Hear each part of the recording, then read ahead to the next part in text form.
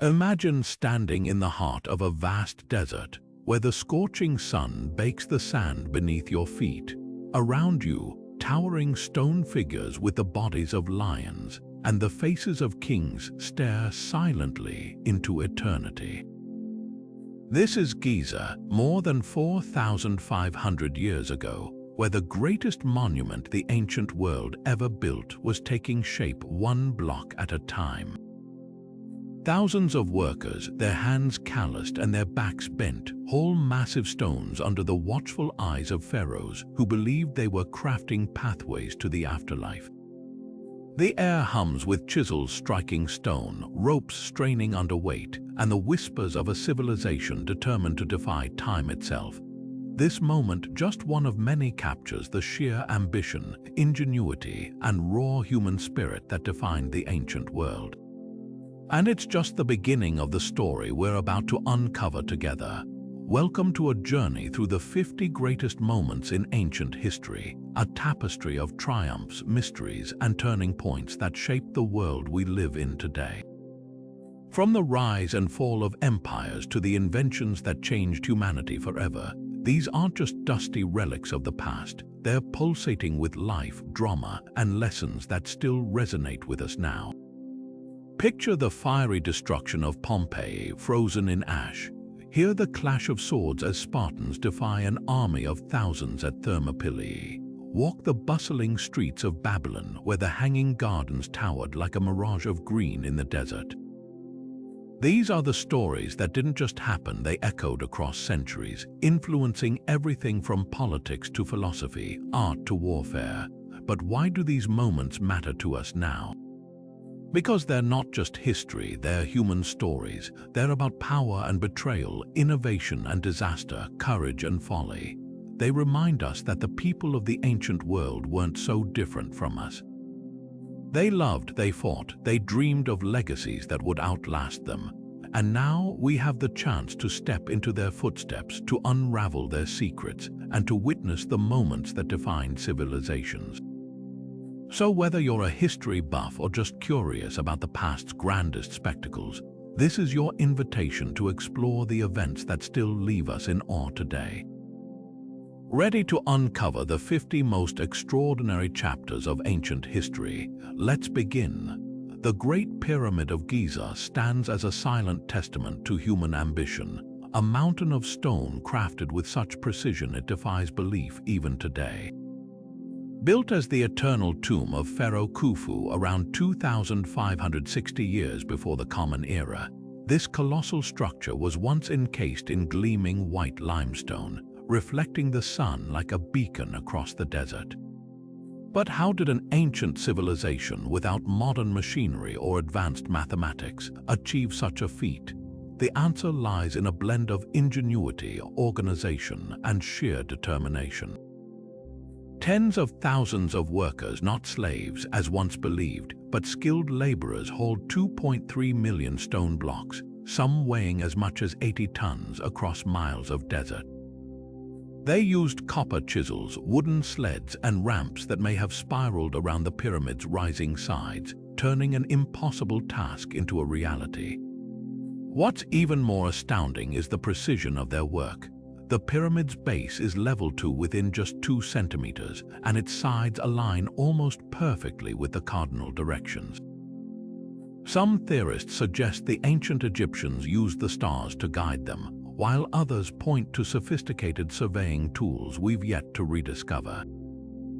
Then there's the mystery of the internal chambers, the king's chamber, built with granite slabs so precisely fitted you can't slide a piece of paper between them, and the narrow shafts that align with celestial bodies, possibly serving as pathways for the pharaoh's soul. Was this just a tomb or something more? Some believe it encoded advanced knowledge of astronomy, mathematics, even the dimensions of the earth itself. The pyramid's construction wasn't just a physical achievement, it was a cultural one. Workers were housed in nearby villages, fed with bread and beer, and honored for their labor. This wasn't just brute force, it was a society operating at its peak, united by a shared vision of eternity. and though the methods remain debated, ramps, counterweights, even water channels have been proposed, the result is undeniable.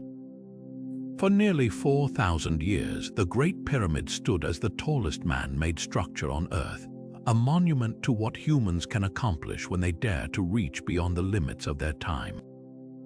Its secrets still whisper to us, challenging our understanding of history and reminding us that the past holds wonders we've only begun to unravel. Centuries after the pyramids rose from the sands of Egypt, another civilization was forging a legacy just as enduring, but not with stone. In the heart of Mesopotamia, along the fertile banks of the Euphrates, King Hammurabi of Babylon carved his name into history with something far more revolutionary: laws. Not whispered traditions or oral decrees, but 282 rules etched indelibly into an 8-foot-tall pillar of black diorite. This was Hammurabi's Code, one of humanity's first written legal systems, and it didn't just govern Babylon, it shaped the very idea of justice for millennia to come. Imagine a world where rules were whatever the powerful declared in the moment.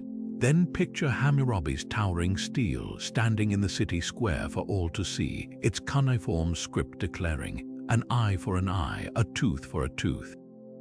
For the first time, consequences weren't left to a ruler's whim. They were set in stone, literally. The code covered everything from property disputes to marriage contracts, medical malpractice to wages for ox drivers. A builder whose shoddy house collapsed and killed the owner, he'd face execution. A surgeon who saved a nobleman's life with a bronze lancet, his reward was 10 shekels of silver. The penalties weren't one size fits all. They scaled by social class, a stark reflection of the era's hierarchies. But the radical idea wasn't just fairness, it was predictability. For ordinary Babylonians, this meant knowing the rules before they broke them. Yet Hammurabi's genius went beyond the laws themselves. The stele's top depicts the king receiving the code from Shamash, the god of justice, a divine endorsement meant to deter would-be corrupt officials. This wasn't just legislation, it was theater, a public declaration that even the king answered to higher principles. And though some punishments seem brutal by modern standards, drowning for theft, tongues torn out for slander, the code's influence rippled far beyond Babylon.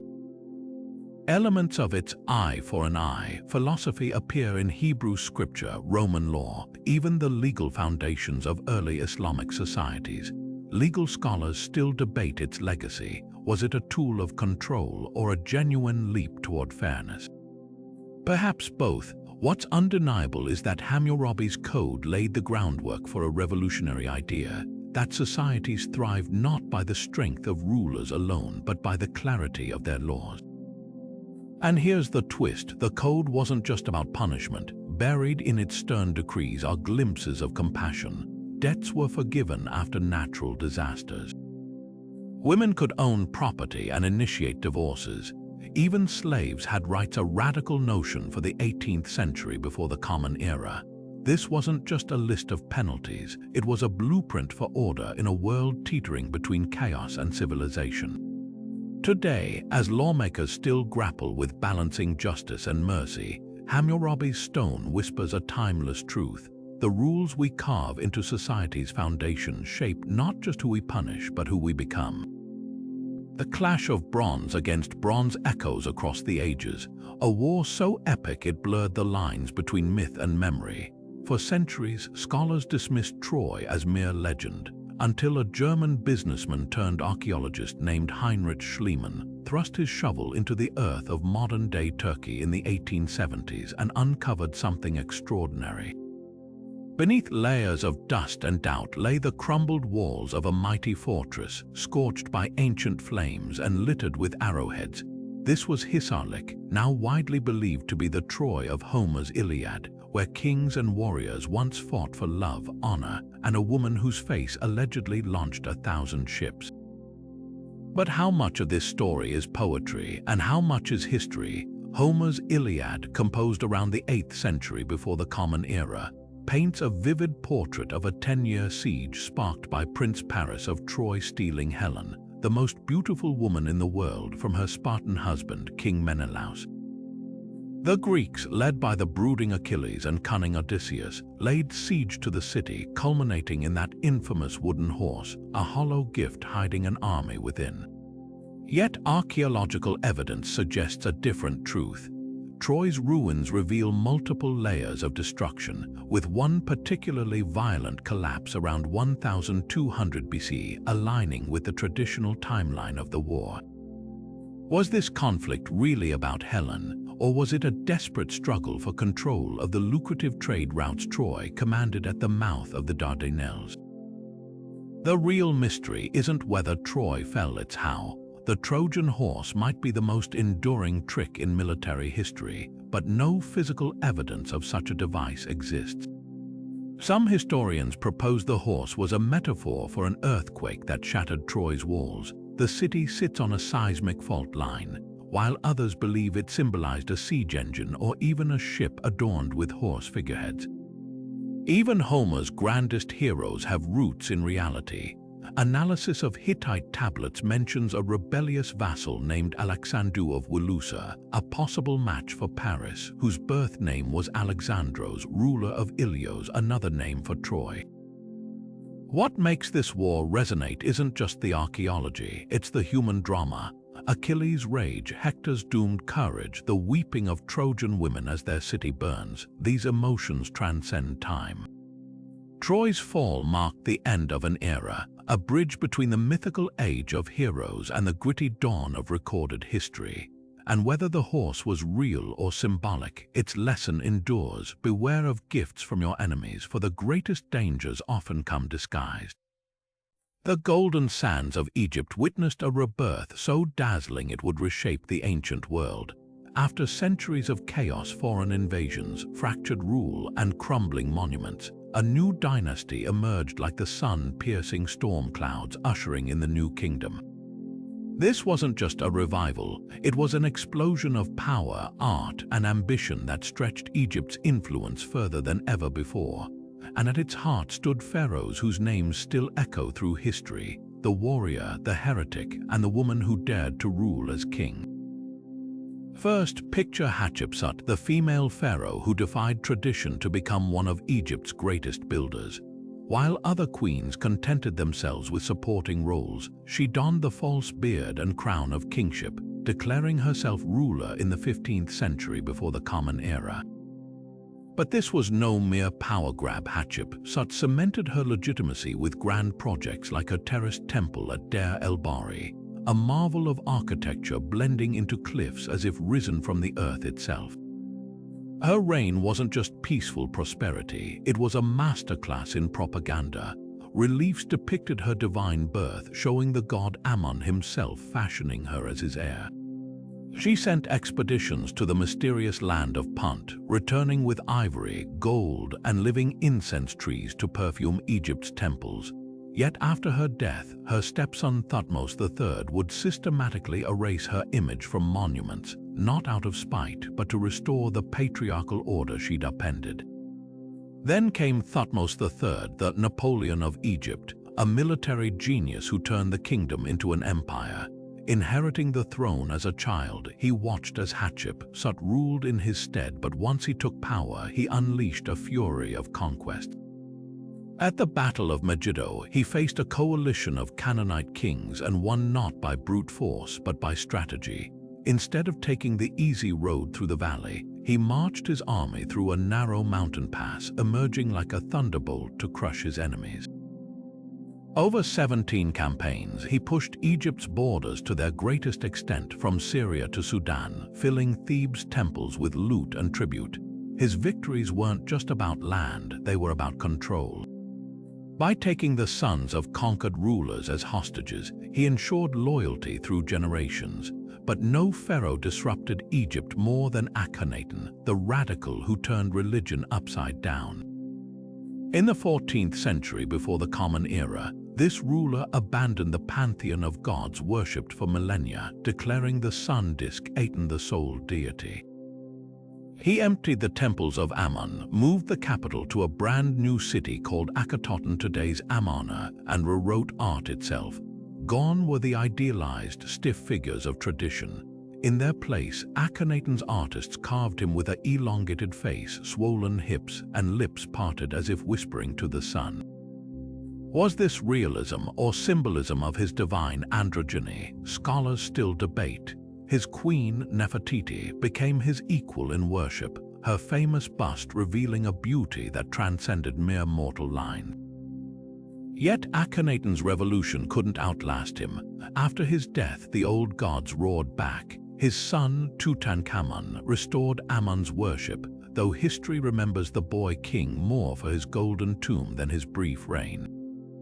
The new kingdom's golden age would eventually fade, but its legacy Hatshepsut's such daring, Thutmose's conquests, Akhenaten's vision proved that even in a land obsessed with eternity, change could reshape the world.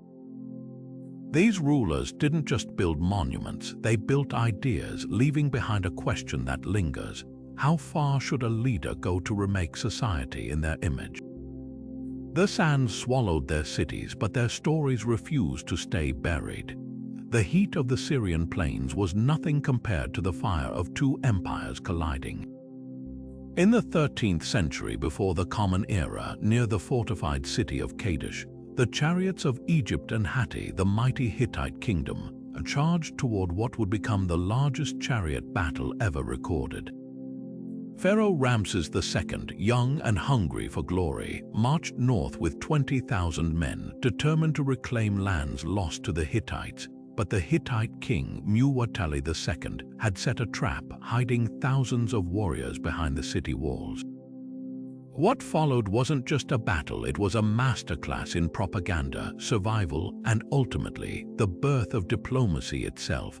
Ramses, racing ahead of his main force with only his personal guard, suddenly found himself encircled by 2,500 Hittite chariots.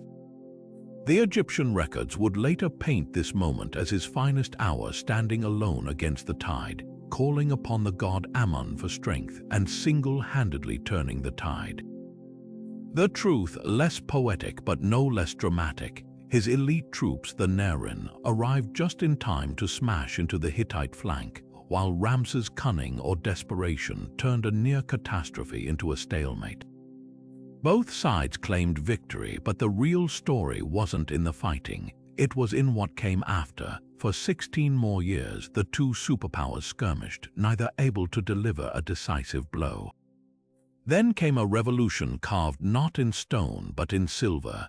The Treaty of Kadesh, etched in cuneiform and hieroglyphs around 1259 before the Common Era, is the earliest surviving peace accord in history. But this wasn't just a ceasefire, it was a blueprint for coexistence. The treaty pledged mutual defense against rebellions, guaranteed the extradition of political fugitives, and even included clauses for fair treatment of refugees. Most strikingly, it invoked the gods of both nations as witnesses, a radical acknowledgement that legitimacy stretched beyond one's own borders. What makes this document extraordinary isn't just its age, but its sophistication. The Hittite version addressed Ramses as brother, an equality unthinkable for an Egyptian pharaoh who traditionally saw foreign rulers as inferiors. Yet Ramses, ever the pragmatist, embraced it. He copied the treaty across temple walls at Karnak and the Ramesseum, spinning it as a personal triumph.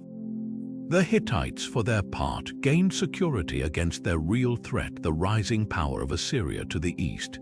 Here, in cuneiform and hieroglyph, was the dawn of realpolitik, enemies becoming partners when the math of war no longer added up. The Battle of Kadesh and its treaty reveal a truth often lost in the glory of conquest sometimes. The greatest victories aren't won on the battlefield, but at the negotiating table. Ramses, who'd later fill Egypt with colossal statues of himself, understood that lasting power required more than brute strength. It demanded the flexibility to turn rivals into allies. 3,000 years later, as modern diplomats still grapple with age-old questions of trust and mutual interest, the echoes of Kadesh remind us that even the fiercest enemies can choose peace when the cost of war grows too steep. High atop the slopes of Mount Parnassus, where the air itself seemed to hum with divine energy, stood the most revered spot in the ancient Greek world, the sanctuary of Delphi. This wasn't just a temple, it was the beating heart of prophecy where kings and commoners alike climbed the sacred way, their hearts pounding with questions only the gods could answer. At its center sat the Pythia, the Oracle of Delphi, a woman chosen to channel the voice of Apollo himself. Seated on a tripod over a fissure in the earth, breathing in fumes that may have risen from the rocks below, she slipped into a trance, uttering riddles that would decide the fates of empires. The real power of Delphi lay not in the clarity of its prophecies, but in their ambiguity. When King Croesus of Lydia asked whether he should attack Persia, the oracle famously replied, "If you cross the river Halys, a great empire will fall." He did, and it was his own. The Pythia's words were like a mirror, reflecting back the hopes and fears of those who sought her counsel. Generals launched campaigns, colonists sailed to unknown lands, and lovers swore oaths, all because of phrases spun like threads too delicate to grasp. Yet this ambiguity was deliberate. The priests of Delphi, skilled interpreters of the divine, knew that prophecy was less about predicting the future than shaping it. Delphi's influence stretched far beyond the spiritual. It became a nexus of political power, a place where city-states jockeyed for favor not just with the gods but with each other. Treasuries lined the sacred way, built by rival cities like Athens and Sparta to flaunt their wealth and piety. The oracle's pronouncements could legitimize a leader or doom a rebellion. When the Athenians, fearing a Persian invasion, begged for guidance, they were told to trust their wooden walls. Some argued this meant fortifications, but the statesman Themistocles insisted it referred to their navy, an interpretation that led to victory at Salamis and changed the course of history. What made Delphi extraordinary wasn't just the prophecies, but the phenomenon around them. The site was believed to be the center of the world, marked by the omphalos, a sacred stone said to be Zeus's belly button. Pilgrims came not only for answers but for the Pythian Games, second only to the Olympics, where athletes and artists competed under Apollo's gaze. Even the temple's ruins whisper of its grandeur. "Know thyself," and "nothing in excess" were carved into its walls, reminders that wisdom often lay in humility. Yet by the 4th century of the Common Era, the voice of the oracle fell silent. Christianity's rise eroded the old gods, and the fissure beneath the temple ceased its eerie emissions. But Delphi's legacy endures in the questions it forces us to ask. Were the Pythia's visions divine inspiration or clever theater? Did the fumes come from the earth, or were they stagecraft to awe the masses? Perhaps the truth lies somewhere in between, a reminder that humanity has always sought certainty in the unknown, and that the most powerful prophecies are the ones we choose to believe. The story begins with 2 infants abandoned along the banks of the Tiber River, left to die by a king-fearing prophecy only to be saved by a miracle. A she-wolf, her own cubs lost or forgotten, nurses the twins Romulus and Remus, giving them the strength to survive and eventually overthrow the tyrant who cast them away. It's a founding myth as dramatic as any in history, brimming with divine intervention and brotherly betrayal. But beneath the legend lies a far more fascinating truth: how a small settlement of huts on 7 hills grew into the capital of an empire that would dominate the ancient world. Archaeology tells us Rome's origins were far less cinematic. Around the 8th century before the Common Era, pastoral communities began clustering on the Palatine Hill, drawn by the Tiber's fertile soil and strategic crossing point. These early Romans weren't legendary heroes, they were farmers and herders, their wattle and daub homes leaving faint traces in the earth. Yet by the 6th century before the Common Era, the village had transformed into a city with stone temples, drainage systems, and a fortified wall. The real question isn't whether Romulus existed, but why later Romans so fervently believed he did. The myth served as a powerful origin story, uniting disparate clans under a shared identity. After all, what better way to legitimize a city's destiny than to claim it was willed by the gods? The tale's most gripping moment, the fratricide, hints at deeper tensions. When Romulus and Remus quarreled over where to build their city, the dispute turned deadly. Romulus killed his brother, becoming Rome's sole founder and first king. This violent beginning mirrors the city's early struggles for stability. Ancient sources list 7 kings ruling Rome before the Republic's birth, some likely mythical, others with kernels of historical truth.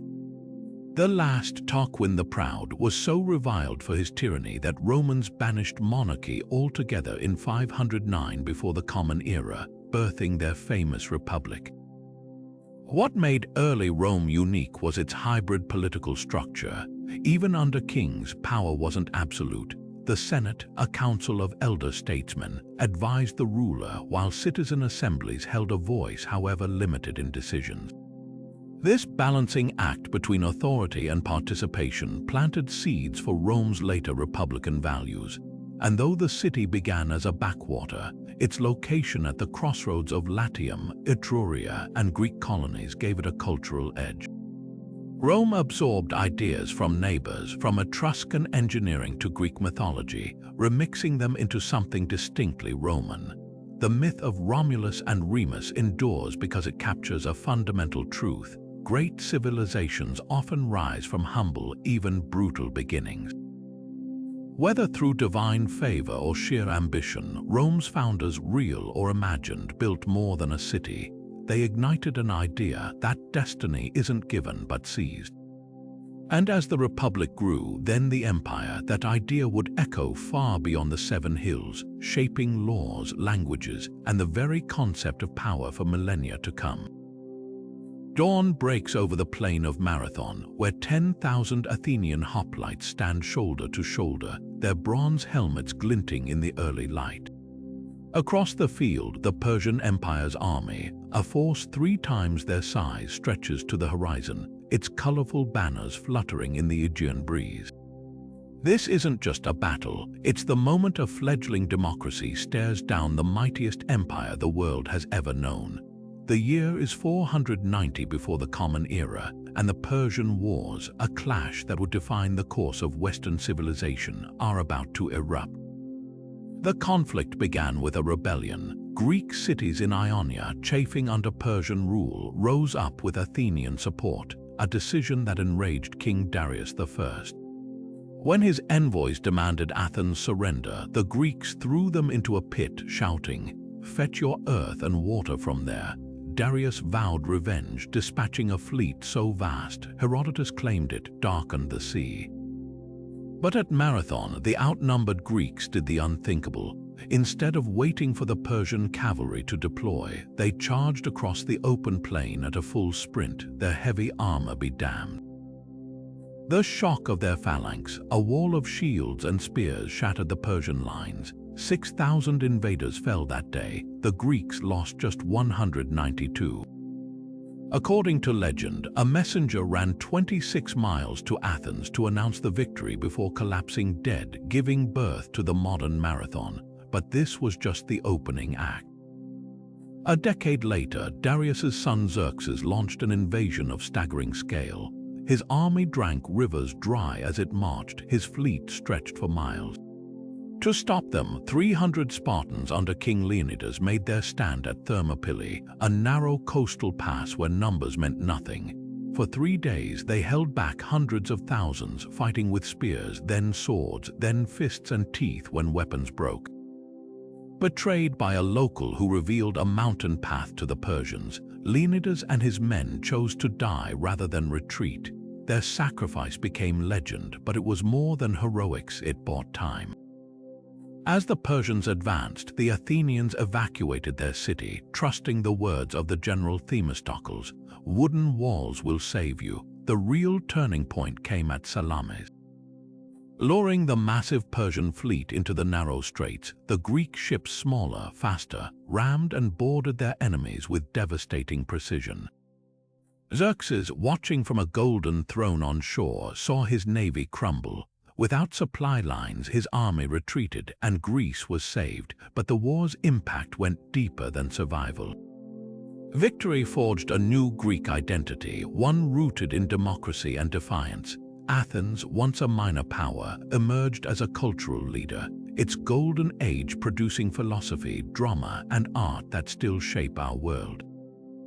The Persian Wars proved that freedom, however fragile, could triumph over tyranny, a lesson that echoes through history from the American Revolution to modern struggles for sovereignty. In the end, it wasn't just a clash of armies but of ideas, the open society against the absolute ruler, the few against the many, the West against the East. And the ripple effects of those ideas are still felt today. At 20 years old, most of us are still figuring out life, but Alexander of Macedonia was already leading armies and forging an empire that would stretch from the Aegean to the Indus River. Born in 356 before the Common Era, this young king didn't just conquer territory, he rewrote the map of the ancient world. His father, Philip II, had united Greece under Macedonian rule, but Alexander's ambitions stretched far beyond. Tutored by none other than Aristotle, he soaked up philosophy, medicine, and the arts, yet it was war that became his canvas. When Philip was assassinated, Alexander inherited not just a kingdom but a battle-hardened army and a simmering resentment from Greek city-states eager to break free.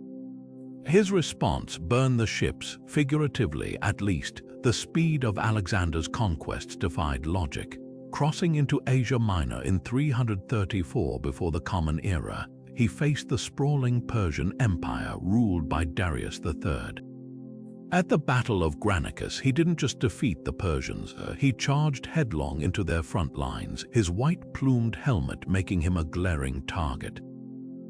It was reckless, but it worked. The message was clear. This king led from the front, literally. Next came Issus, where Alexander's smaller force outmaneuvered Darius's massive army, forcing the Persian king to flee, abandoning his family. Alexander's treatment of Darius's mother and wife wasn't just strategic, it was theatrical. He honored them, casting himself not as a barbarian invader but as a rightful ruler. Then came the masterstroke, Gaugamela. Darius, desperate to crush the upstart, assembled an army of nearly 250,000 men. Alexander had perhaps 50,000. The Persian king even flattened the battlefield to give his dreaded scythed chariots room to charge. But Alexander had studied his enemy. Instead of meeting the chariots head-on, his troops parted like water, letting them harmlessly pass. Then, in a move still studied in military academies, he feigned a retreat, luring Darius's cavalry out of position before driving a wedge straight at the Persian king. Once again, Darius fled and Persia fell, but Alexander wasn't done. He marched into Egypt where the priests crowned him pharaoh, declaring him the son of Ammon. In Mesopotamia, he adopted Persian dress and customs, marrying a Bactrian princess, Roxana, to bind his empire together. His men grumbled why was their Greek king acting like a foreigner, but Alexander understood that conquest wasn't just about land, it was about loyalty. Then came the push into India, where his exhausted army finally mutinied at the Hyphasis River. Turning back, he might have seemed defeated, but his real legacy was just beginning. The cities he founded, like Egypt's Alexandria, became hubs of learning and trade, blending Greek philosophy with local traditions into something new, Hellenistic culture.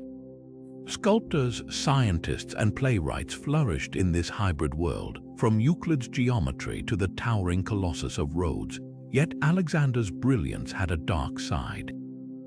His paranoia grew with each victory. He ordered the murder of his childhood friend Cletus in a drunken rage, and his obsession with divinity alienated even his closest allies. When fever claimed him at just 32 in Babylon, his empire fractured, but the cultural sparks he'd ignited kept burning. The kingdoms of his successors, from Ptolemaic Egypt to Seleucid Persia, became the crucibles where Greek ideals met Eastern traditions, shaping everything from early Christianity to Renaissance thought. Alexander didn't just build an empire, he built a bridge between worlds, proving that the mightiest conquests aren't always measured in territory, but in the lasting imprint of ideas. Imagine walking into a building where every known idea in the ancient world sat waiting on scrolls, mathematical theorems from Babylon, tragedies by Sophocles, medical texts from India, star charts from Persia, even recipes for Egyptian beer. This was the Library of Alexandria, the intellectual crown jewel of the Ptolemaic dynasty, where the boundaries of human knowledge expanded daily. Founded in the 3rd century before the Common Era, it wasn't just a repository of texts, it was a vibrant research institution, a university without walls where scholars debated, dissected, and discovered under one roof. The library's very existence embodied a radical idea: that knowledge should be gathered, shared, and built upon, not hoarded like treasure. At its peak, the library housed an estimated 500,000 scrolls, an unfathomable collection for its time. Ships docking in Alexandria's bustling harbor were searched not for contraband but for books. Any texts found were confiscated, copied by the library's scribes, and here's the twist: the copies were returned to their owners while the originals stayed. This aggressive acquisitions policy, coupled with a network of international agents scouring book markets from Athens to Antioch, made the library a true universal archive. Scholars like Euclid drafted his Elements here, defining geometry for millennia. Archimedes likely studied its scrolls before shouting, "Eureka!" Eratosthenes calculated the Earth's circumference within a few hundred miles of accuracy using nothing but shadows and the library's maps. Even the roots of modern medicine grew here. Herophilus, pioneering human dissection, discovered the nervous system within these walls, but the library's fate is shrouded in as much mystery as its holdings. The story everyone knows: Julius Caesar's siege in 48 before the Common Era, accidentally burning it down, is likely only part of the truth. While Caesar's flames did destroy some scrolls stored in warehouses near the docks, the main library complex probably survived, only to decline over centuries from neglect, funding cuts, and periodic violence. Christian mobs targeting pagan institutions in the 4th century of the Common Era may have destroyed parts of its collection, while Muslim chroniclers later wrote that Caliph Omar ordered its remnants burned in the 7th century, claiming anything contradicting the Quran was dangerous and anything aligning with it redundant. The bitter irony: the same city that once championed the preservation of all ideas became a battleground for ideological purity. The real tragedy isn't just the physical loss, it's the erasure of potential. How many plays by Aeschylus vanished? What breakthroughs in astronomy or medicine were forgotten? The library's destruction reminds us that knowledge is fragile, always one act of violence or indifference away from disappearing. Yet its legacy persists in the very concept of a universal library, the dream that one place might hold the sum of human thought, a beacon lighting the way forward. Today, as digital archives strive to replicate that vision on a global scale, Alexandria whispers a warning: preserving the past isn't just about saving books, but safeguarding the curiosity that fills them. Before China was China, it was a patchwork of warring states locked in centuries of bloodshed until one ruthless visionary forged the fragments into an empire that would endure for millennia. Enter Qin Shi Huang, the first emperor of a unified China, a man whose ambition was matched only by his paranoia. Rising to power in 246 before the Common Era at just 13 years old, he didn't just conquer his rivals, he erased their very identities, replacing feudalism with a centralized system so revolutionary it still shapes governance today. His reign was a whirlwind of standardization: scripts, currencies, even the length of cart axles were homogenized to bind the empire together. But unity came at a cost. Scholars who opposed him were buried alive, books were burned, and dissent was crushed under the weight of absolute control. Yet Qin's most enduring legacy might be the monument he built to his own mortality: the Terracotta Army. Discovered by farmers in 1974 near the emperor's tomb, This sprawling necropolis guard consists of over 8,000 life-sized clay soldiers, each with unique facial features, standing in battle formation for over 2,000 years. The scale is staggering, mass-produced yet meticulously detailed with real bronze weapons and chariots. But why Kin, obsessed with immortality, seemingly wanted an army to protect him in the afterlife? The tomb itself remains unopened, rumored to contain rivers of mercury and booby traps, a final defiance against time itself. Then there's the Great Wall, though not the one we know today. Kin connected and expanded existing fortifications into a rudimentary barrier against northern nomads, using forced labor that cost countless lives. It was less a grand architectural feat than a brutal necessity, a symbol of his iron-fisted rule.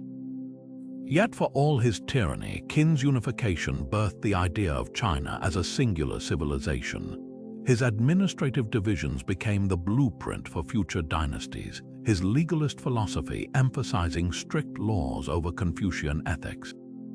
Even his failures were instructive. The empire collapsed shortly after his death, a cautionary tale about the limits of autocracy. The Qin dynasty lasted only 15 years, but its impact echoes across centuries. From the script that still unites a linguistically diverse nation to the bureaucratic systems that outlasted emperors, Qin Shi Huang proved that sometimes the most controversial figures leave the deepest marks. His story forces us to ask, can greatness ever justify brutality? And when does a ruler's vision become their people's prison? The terracotta warriors, frozen in silent vigil, offer no answers, only the weight of history's gaze. The Mediterranean world trembled as two titans clashed in a series of wars so brutal they reshaped the ancient world's balance of power. Rome, the rising republic with its disciplined legions, faced Carthage, the mercantile superstate whose navy ruled the waves. The Punic Wars, three conflicts spanning over a century, weren't just battles for territory. They were fights for survival, where one empire would rise and the other would be erased from history. It began with a dispute over Sicily, a strategic island caught between the two powers. In 264 before the Common Era, Rome, a land power with virtually no navy, took an unthinkable gamble. After capturing a Carthaginian warship, they reverse-engineered an entire fleet in just 60 days, fitting their ships with the corvus, a boarding bridge that turned sea battles into land fights. The First Punic War dragged on for 23 years, a grueling back and forth that bankrupted both sides. But Rome's relentless conscription system and willingness to rebuild fleets from scratch after 5 separate naval disasters ultimately forced Carthage to surrender Sicily and pay crushing reparations. The treaty's ink was barely dry when Carthage, humiliated but not broken, turned its gaze to Spain, planting the seeds for round 2. Then came Hannibal. At just 26, this Carthaginian general vowed vengeance, marching his army, complete with war elephants, through the snow-choked Alps in 218 before the Common Era. The sheer audacity of this move stunned Rome. Losing nearly half his men and most of his elephants to frostbite and avalanches, Hannibal emerged in Italy like a spectre, outmaneuvering Roman forces at every turn. At Cannae, he executed one of military history's most brilliant traps, encircling and annihilating a Roman army twice his size. For 16 years, he roamed Italy undefeated, yet couldn't breach Rome's walls. Why? Because the Romans, masters of adaptation, refused to engage him directly again. Instead, they took the war to Carthage's doorstep under Scipio Africanus, forcing Hannibal's recall. At Zama in 202 before the Common Era, Scipio used Hannibal's own tactics against him, securing a victory that stripped Carthage of its navy, its empire, and its dignity. But Rome's thirst for total security wasn't quenched. By the Third Punic War, Carthage had rebuilt enough to alarm a paranoid Senate. Cato the Elder famously ended every speech with Carthago delenda isti, Carthage must be destroyed. In 149 before the Common Era, Rome manufactured a pretext to attack, laying siege to the city for 3 brutal years. When the walls finally fell, legions slaughtered citizens, burned libraries, and sowed the fields with salt so nothing could grow. The Mediterranean was now a Roman lake, but the cost of dominance was steep. The wars corrupted Rome's republican ideals, filling the treasury with loot while displacing farmers turned soldiers, creating a landless underclass that would later fuel civil wars. Hannibal's shadow loomed large even in defeat.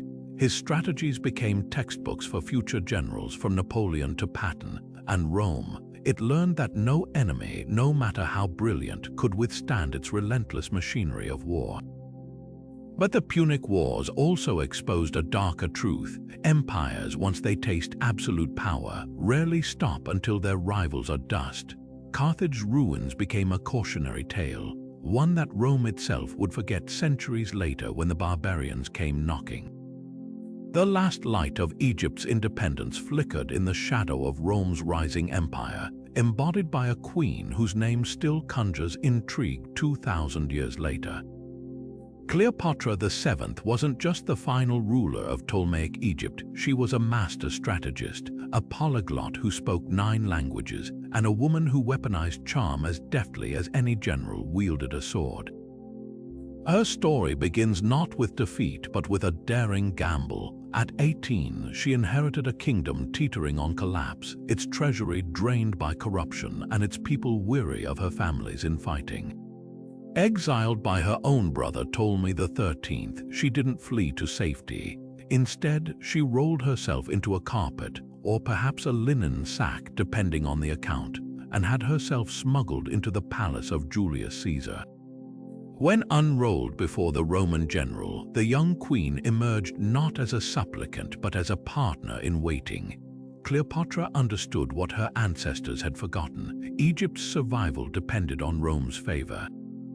Caesar, 20 years her senior and fresh from crossing the Rubicon, was captivated.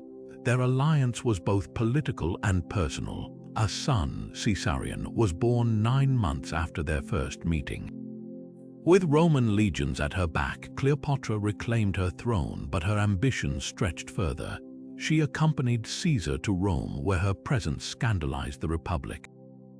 Statues of her were erected in temples, a move that stoked fears of a king or worse, a pharaoh ruling Rome. When Caesar was assassinated in 44 before the Common Era, Cleopatra fled home, her dreams of a joint empire crumbling with his death. Enter Mark Antony, the Roman triumvir, a man of legendary appetites and military prowess, summoned Egypt's queen to answer accusations of aiding his rivals. What followed was history's most dramatic power play. Cleopatra arrived not in chains, but on a golden barge with purple sails, dressed as Venus, the goddess of love. Oars dipped in sync with flutes and harps as she reclined under a gilded canopy, intoxicating Antony's senses before she spoke a word. Their partnership became legend, a decade of political maneuvering, lavish banquets, and ultimately, war against Antony's rival Octavian. The final act unfolded at Actium in 31 before the Common Era. Antony's fleet, undermanned and plagued by defections, faced Octavian's disciplined admiral Agrippa. When Cleopatra's ships suddenly retreated, Antony abandoned his men to follow her, a move that shattered his reputation. Back in Alexandria, the couple's defiance turned desperate. Octavian's forces closed in, and as Roman legions stormed the city, Antony fell on his sword, dying in Cleopatra's arms. The queen's end was as calculated as her life. Captured by Octavian, she knew he planned to parade her through Rome as a trophy. Instead, she chose death by asp, an Egyptian cobra whose venom brought a painless end befitting a goddess.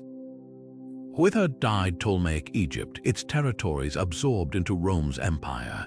Yet Cleopatra's legacy defied oblivion. She'd gambled everything to preserve her kingdom's autonomy, not through brute force but through intellect and allure. In her final moments, she ensured that Rome might take Egypt's land, but never its mystique. Centuries later, her name still evokes not a defeated monarch, but the last sovereign who made empires kneel before a woman's will. The morning of August 24th, 79 of the Common Era began like any other in Pompeii. Bakers fired their ovens, merchants arranged their wares, children raced through the forum's marble streets. No one noticed the tremors that had shaken the earth for days were anything more than the usual grumbles of the Campanian plain. But by midday, Mount Vesuvius exploded with a force 10,000 times stronger than the atomic bomb dropped on Hiroshima, hurling a column of superheated ash and pumice 12 miles into the sky. For 18 terrifying hours, the mountain rained death down on Pompeii and neighboring Herculaneum, first choking the air with debris, then unleashing pyroclastic surges, waves of gas and rock hotter than 700 degrees Fahrenheit that raced downhill at 100 miles per hour, vaporizing everything in their path. What makes Pompeii extraordinary isn't just the tragedy, it's the snapshot of Roman life preserved beneath the ash. Unlike other ruined cities picked clean by looters and time, Pompeii remained sealed like a time capsule for nearly 1,700 years. The first excavations in the 18th century revealed streets frozen mid-action, a loaf of carbonized bread still in an oven, amphorae stacked in a tavern, even graffiti scrawled on walls. Gaius was here, next to election slogans for local politicians. The volcanic material hardened around organic matter, creating voids that archaeologists later filled with plaster to reveal haunting casts of victims in their final moments. A woman clutches jewels to her chest, a slave lies curled beside his shackles, a group of 13 huddles in a garden, their faces twisted in agony. These aren't just artifacts, they're raw, intimate glimpses into real lives cut short. The city's layout alone tells volumes about Roman society. Wide avenues with stepping stones for pedestrians to cross during floods, chariot ruts worn deep into basalt pavement, and intricately mosaicked villas with underfloor heating showcase urban sophistication. Brothels advertised services with explicit frescoes, while Thermopolium's ancient fast food counters still contain traces of fish sauce and wine in their terracotta jars. Public baths feature advanced plumbing systems, their walls covered in advertisements for gladiator games. Even the graffiti speaks to universal human experiences, lovers' quarrels, complaints about high rent, and a particularly relatable line that reads, "Wall, I'm amazed you haven't collapsed under the weight of all this boring writing." Herculaneum, though smaller, offers even more astonishing preservation. Unlike Pompeii's ash blanket, the town was buried under 60 feet of pyroclastic material that carbonized wooden furniture, papyrus scrolls, and even a toddler's crib. The Villa of the Papyri yielded over 1,800 scrolls, their contents recently deciphered using advanced imaging technology to reveal lost works of Greek philosophy. Meanwhile, skeletal remains at the shoreline prove some residents had time to flee, only to be vaporized by the final surge as they waited for rescue boats that never came. Vesuvius didn't just destroy two towns, it captured them in amber, offering modern historians an unparalleled window into the Roman world. The eruption's very violence became the reason we know so much about ordinary people who otherwise would have vanished from history. Today, as the volcano still smolders over Naples' 3 million residents, Pompeii stands as both a monument and a warning. Civilization's grandeur is always at the mercy of nature's whim. Walking those silent streets, we don't just see the past, we feel its breath on our necks, reminding us how fragile our own cities might be. Stone by stone, blood by blood, the Colosseum rose as Rome's ultimate monument to power and spectacle. When Emperor Vespasian commissioned its construction in 72 of the Common Era, he wasn't just building an amphitheater, he was crafting a propaganda machine. The site itself was symbolic. Nero's extravagant private lake, part of his despised Golden House Palace, was drained to make way for a public arena that could hold 50,000 roaring spectators. This wasn't just architecture, it was a political statement, a gift from the new Flavian dynasty to the people, a stark contrast to Nero's selfish excesses. The engineering behind the Colosseum was nothing short of revolutionary. Constructed in under a decade, a blink of an eye for such a massive project, it used a skeleton of travertine limestone held together by iron clamps, with lighter volcanic tufa filling the upper levels. The outer facade featured 3 tiers of arches, each adorned with different column styles: Doric, Ionic, and Corinthian, a visual metaphor for Rome's conquest of Greek architectural tradition. But the real genius lay beneath the sand-covered wooden floor, a labyrinth of tunnels called the hypogeum, where gladiators, prisoners, and wild animals waited in darkness before being hoisted by pulleys and elevators into the arena's blinding light. Trapdoors and rotating platforms allowed for dramatic reveals, turning battles into theatrical productions. The Colosseum even had a retractable awning, the velarium, operated by sailors from the imperial fleet to shade spectators from the sun, an ancient marvel of crowd comfort. Then there were the games themselves, a carefully choreographed blend of violence and civility. Morning events featured exotic animal hunts, where leopards from Africa and bears from Britain fought to the death, or were pitted against condemned criminals in gruesome executions. At midday, the crowd might witness mythologically inspired reenactments, prisoners dressed as Hercules burning alive, or naval battles staged on a flooded arena floor. But the star attractions were always the gladiators, trained fighters who were less disposable pawns than ancient celebrities. Successful combatants could earn freedom, wealth, and adoring fans. Graffiti in Pompeii still bears slogans like "Celadus the Thracian makes the girls swoon." Yet the cost was staggering. During the Colosseum's 100-day opening festival, 9,000 animals and countless humans perished to entertain the masses. Beyond the bloodshed, the arena served as Rome's great equalizer. Emperors used the games to showcase their generosity, distributing free bread and tickets to the poor while reinforcing social hierarchies. Senators sat closest to the action, women and slaves in the nosebleed seats. The Colosseum wasn't just a battleground, it was a classroom where citizens learned Roman values like courage, discipline, and the price of rebellion. When a gladiator fell, he'd appeal to the crowd's mercy with a raised finger. Their thumbs decided his fate, a chilling reminder of democracy's darker edges. Today, the Colosseum's weathered walls still whisper of both grandeur and grim excess. Early Christians saw it as a symbol of pagan cruelty, yet medieval Romans repurposed its stones for churches and palaces. Its very name derives not from its size, but from a colossal statue of Nero that once stood nearby, a final irony for an emperor whose memory the Flavians sought to erase. As the sun sets over its broken arches, this iconic ruin forces us to confront uncomfortable truths about entertainment, power, and the thin line between civilization and savagery. The Colosseum wasn't just where Rome played, it was where Rome revealed itself.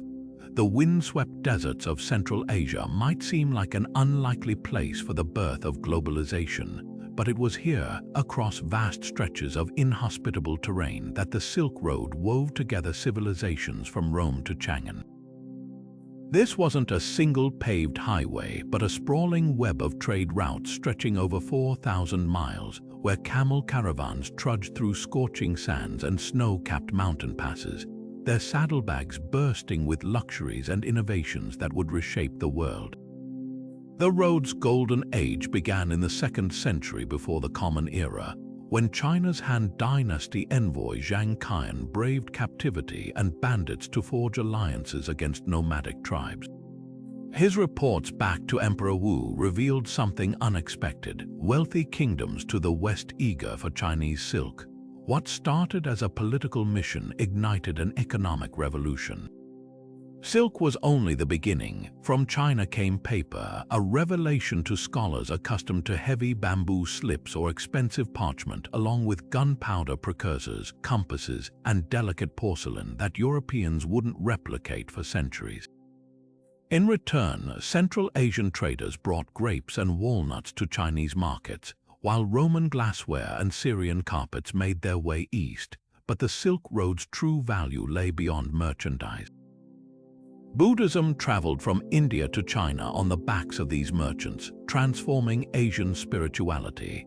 Nestorian Christianity and Zoroastrianism spread westward, while Islamic scholars in Baghdad translated Greek medical texts preserved by Persian traders. Even the bubonic plague hitchhiked along these routes, demonstrating how interconnected and vulnerable this ancient world had become. The road thrived because of its middlemen. Sogdian merchants based in modern Uzbekistan mastered the art of cross-cultural exchange, acting as translators and bankers from Samarkand to Dunhuang. Their caravanserais, fortified in spaced a day's journey apart, became hubs of gossip and innovation where a Persian poet might swap verses with a Tang Dynasty official over cups of fermented mare's milk. These way stations weren't just rest stops, they were the internet of their day, transmitting everything from chess strategies to astrological charts across continents. Yet the Silk Road's decline holds as many lessons as its rise. By the 14th century, the Mongol Empire's collapse and the Black Death's devastation made long-distance trade riskier. Meanwhile, new maritime technologies offered safer routes. Portugal's voyages around Africa and Columbus's accidental stumble onto the Americas reshaped global commerce. But the old land routes never fully vanished. Today, as China revives the Silk Road through its Belt and Road Initiative, the echoes of Zhang Qian's journey remind us that trade isn't just about goods, it's about the ideas that travel with them, forever altering the cultures they touch. Deep in the jungles of Mesoamerica, where howler monkeys roared and toucans darted between towering ceiba trees, the Maya built a civilization that turned wilderness into wonder. Between 250 and 900 of the Common Era, their city-states like Tikal, Palenque, and Kapon weren't just collections of temples, they were celestial observatories, bustling marketplaces, and theaters of ritual where kings communed with gods through bloodletting ceremonies atop pyramid steps. What set the Maya apart wasn't just their monumental architecture, but their minds. While Europe languished in the Dark Ages, Mayan scribes painted codices filled with mathematical breakthroughs, and priests tracked planets with naked-eye precision rivaling modern telescopes. Take their calendar system, a masterpiece of interlocking cycles so precise it still astonishes astronomers today. The long count calendar measured time in nested units. 20 days made a uinal, 18 uinals formed a ton, 360 days, and so on, ascending through catons and bactons to span millennia. But the real genius lay in how they synced this with the 260-day Tzolk'in ritual calendar and the 365-day Hob solar year. Together, these created a 52-year calendar round, ensuring agricultural and celestial events aligned for ceremonies. Their calculations of Venus's 584-day cycle were off by just 2 hours, and they even accounted for the slight discrepancy in Earth's orbit that we now call leap years. Imagine achieving this without gears or lenses, just sticks, shadows, and relentless observation.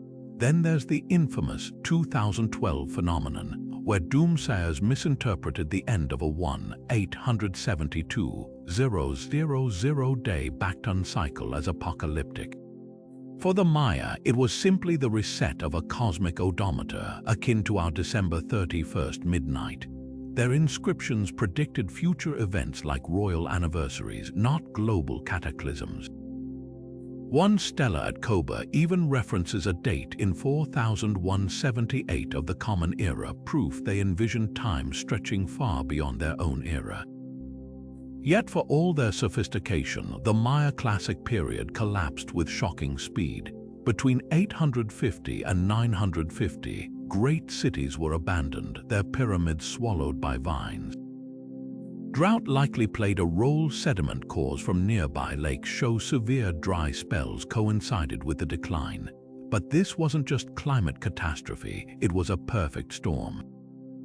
Overpopulation strained fragile tropical soils, while constant warfare between city-states like Tikal and Calakmul drained resources.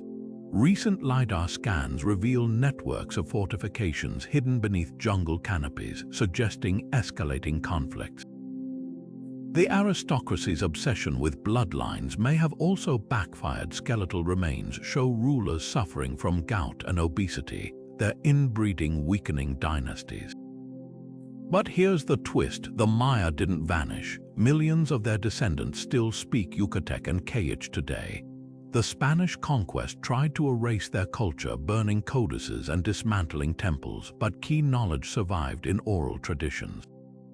Modern scholars now decode glyphs once considered indecipherable, revealing histories of queens like Lady Kayable, who ruled as military strategists, and ball games where the loser might have been sacrificed as an honor, not a punishment. The lesson of the Maya isn't about some mystical disappearance, it's about resilience. A civilization that could map the stars also adapted when their world fractured, proving that collapse isn't the end, but another turn in time's great wheel. The sprawling plains of northern India had seen conquerors come and go, but none like Chandragupta Maurya, a man who rose from obscure origins to forge an empire stretching from the Hindu Kush to the Bay of Bengal. By 321 before the Common Era, his Mauryan dynasty had united a fractured subcontinent through a mix of military genius and administrative brilliance, with a capital at Pataliputra so grand it awed Greek ambassadors. But it was his grandson Ashoka who would transform this empire from a powerhouse of conquest into something far more profound, a beacon of conscience that still shines through history. Ashoka's early reign was one of unrelenting ambition. In 261 before the Common Era, he set his sights on Kalinga, a wealthy coastal kingdom resisting Mauryan control. The battle was a slaughter. Chronicles describe the Daya River running red with blood, 100,000 slain, and even more carried off as slaves. Victory came at a cost even Ashoka couldn't ignore. Walking the battlefield strewn with corpses, the emperor was said to have wept, realizing his triumph had brought only devastation. This moment of reckoning didn't just change Ashoka, it reshaped an empire. What followed was one of history's most dramatic reversals. Abandoning the sword for the teachings of Buddha, Ashoka embraced ahimsa, or non-violence, and had his new philosophy carved onto pillars and boulders across his realm. These edicts weren't mere propaganda, they were revolutionary governing principles. He abolished animal sacrifices, established hospitals for humans and beasts alike, and even encouraged religious tolerance, a radical notion in any age. "All men are my children," declared one inscription, urging respect for Brahmins, Buddhists, and Jains alike. His administrators were instructed to tend to orphans and the elderly, while trade routes buzzed with envoys spreading Buddhist ideals as far as Egypt and Greece. Yet Ashoka's transformation wasn't without contradictions. His famed pillars, topped with lions now emblazoned on India's flag, still bore the weight of imperial authority. The very missionaries he dispatched to Sri Lanka and beyond also served as soft power diplomats, extending Mauryan influence without armies. And while he renounced war, his vast network of spies and bureaucrats kept the empire tightly controlled, proof that even enlightened rule requires pragmatism. The Mauryan Empire crumbled within 50 years of Ashoka's death, but his legacy endured in the DNA of Indian civilization. Buddhism, once a minor sect, became a global force because of his patronage. His edicts, rediscovered by British archaeologists in the 19th century, inspired modern leaders like Gandhi and Nehru. And perhaps most strikingly, his story poses a timeless question: can power truly be wielded with compassion?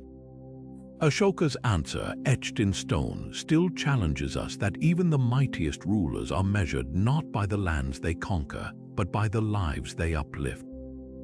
While Rome was rising in the West, another empire across the world was quietly ushering in an era of innovation that would shape human progress for millennia. The Han Dynasty, ruling China from 206 before the Common Era to 220 of the Common Era, didn't just govern, it revolutionized. Picture this: in a bustling imperial workshop, workers stir vats of mulberry bark, hemp, and old fishing nets, boiling them into pulp before pressing the mixture into thin sheets. This humble process, perfected under Emperor, his reign around 105 of the Common Era, gave the world something we still use every day: paper.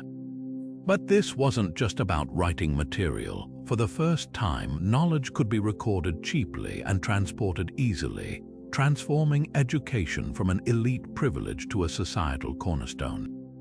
Soon, imperial examinations would allow talented commoners, not just aristocrats, to become government officials based on merit alone, all because ideas could now spread on lightweight sheets rather than heavy bamboo slips or expensive silk. Meanwhile, the Han were stretching their influence far beyond their borders through the Silk Road's expansion. Emperor Wu's envoy Zhang Qian didn't just bring back reports of Central Asian kingdoms. He returned with alfalfa seeds for horse fodder and grapevines for wine, while Chinese silk began dressing Roman aristocrats who marveled at its delicate touch. But the real genius of Han diplomacy wasn't in the goods, it was in the protection. By establishing fortified way stations and negotiating with nomadic Xiongnu tribes, they turned a treacherous network of trails into a supervised trade corridor where merchants could travel without constant fear of bandits. The result, a cross-continental exchange that sent Persian glassware east while Han iron plowshares revolutionized farming in Central Asia. The Han didn't just trade commodities, they traded technologies, with their advanced blast furnaces producing steel so superior that Roman writers complained it made their own weapons seem crude. At home, a quieter revolution was unfolding in philosophy. Confucianism, once suppressed by the Qin dynasty's legalist policies, became the Han's governing ideology under Emperor Wu's decree that state officials must master its classics. This wasn't just about ethics, it created a unified bureaucratic culture where respect for hierarchy and rituals stabilized an empire of 60 million people. Yet the Han were pragmatists, blending Confucian ideals with legalist administrative techniques. County magistrates administered exams on filial piety while also maintaining strict census records for taxation, proving that moral governance and efficient bureaucracy weren't mutually exclusive. What made this golden age so enduring wasn't any single invention or policy, but their interconnectedness. Paper enabled record-keeping for Silk Road tariffs. Confucian-educated officials managed the agricultural reforms that fed cities along trade routes. Even setbacks sparked ingenuity. When state monopolies on salt and iron sparked debates, officials compiled the Discourses on Salt and Iron, one of history's earliest records of policy debates. The Han understood that progress wasn't just about power or wealth, but about creating systems where knowledge, commerce, and governance reinforced one another. Their golden age wasn't just China's, it was humanity's, laying foundations we still walk upon today, from the books we read to the global trade networks we take for granted. Beneath the sun-drenched cliffs of Crete, where the Aegean Sea shimmers in endless shades of blue, lies a palace so labyrinthine it birthed one of history's most enduring legends. The myth of the Minotaur, a monstrous half-man, half-bull trapped in a maze, might sound like pure fantasy, but its roots twist deep into the ruins of Knossos, the beating heart of the Minoan civilization. Step into this sprawling complex, its walls alive with frescoes of leaping dolphins and bull-dancing acrobats, and you'll realize the line between myth and reality here is as thin as the morning mist over the Mediterranean. The Minoans, flourishing between 2000 and 1400 before the Common Era, were Europe's first advanced civilization, a maritime power whose influence stretched from Egypt to Anatolia. Knossos, their grandest palace, wasn't just a royal residence, it was a microcosm of their ingenuity.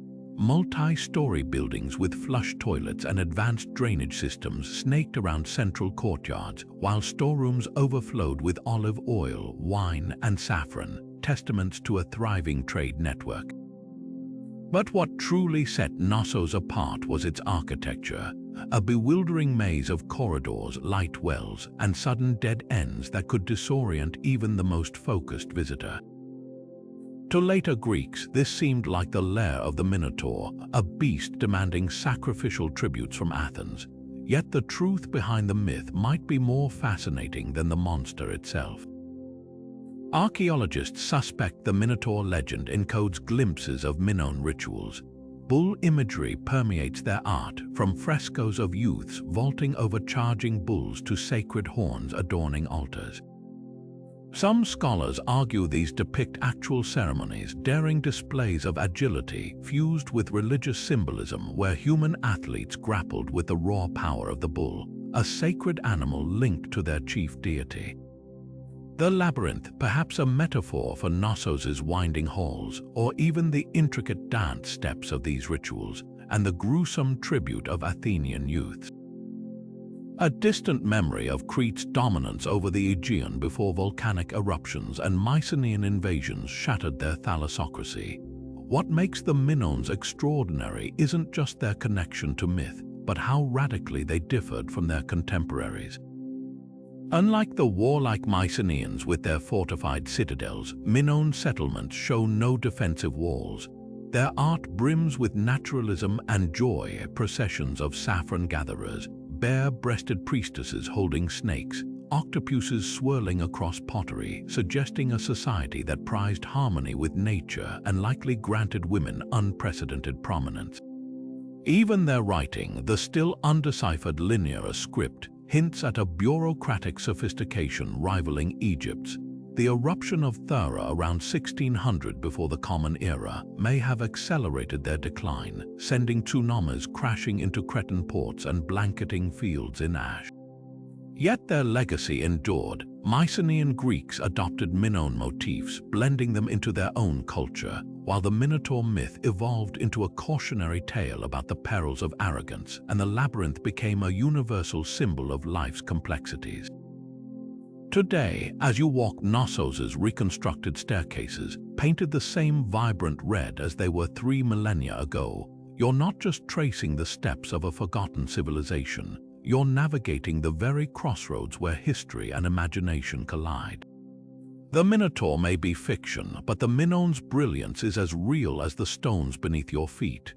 Somewhere between myth and reality, suspended in the arid plains of ancient Mesopotamia, the hanging gardens of Babylon have tantalized historians for centuries.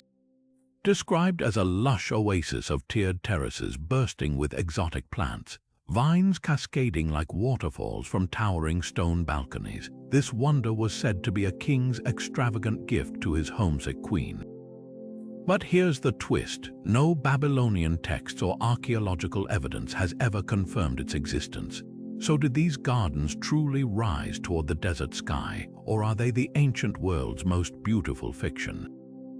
The earliest accounts come from Greek historians like Strabo and Diodorus Siculus, writing centuries after Babylon's peak. They describe an engineering marvel, a man-made mountain of greenery irrigated by an intricate system of screws and pumps drawing water from the Euphrates. Vines and fruit trees supposedly grew on terraces built from stone columns and bitumen-sealed bricks, their roots shielded from the scorching sun by layers of soil and reeds. It's a vivid image, but there's a problem. Babylon's own records, meticulous in documenting King Nebuchadnezzar's grand projects, never mention these gardens. Some scholars argue the Greeks might have confused Babylon with Nineveh, where Assyrian ruler Sennacherib left inscriptions boasting of an elaborate palace without rival, with waterworks feeding lush plantings. Then there's the question of logistics. Maintaining a verdant paradise in a region with only 9 inches of annual rainfall would have required revolutionary engineering. The most plausible theory involves Archimedes' screws spiral pumps lifting water to the highest tiers, though these weren't invented until centuries later.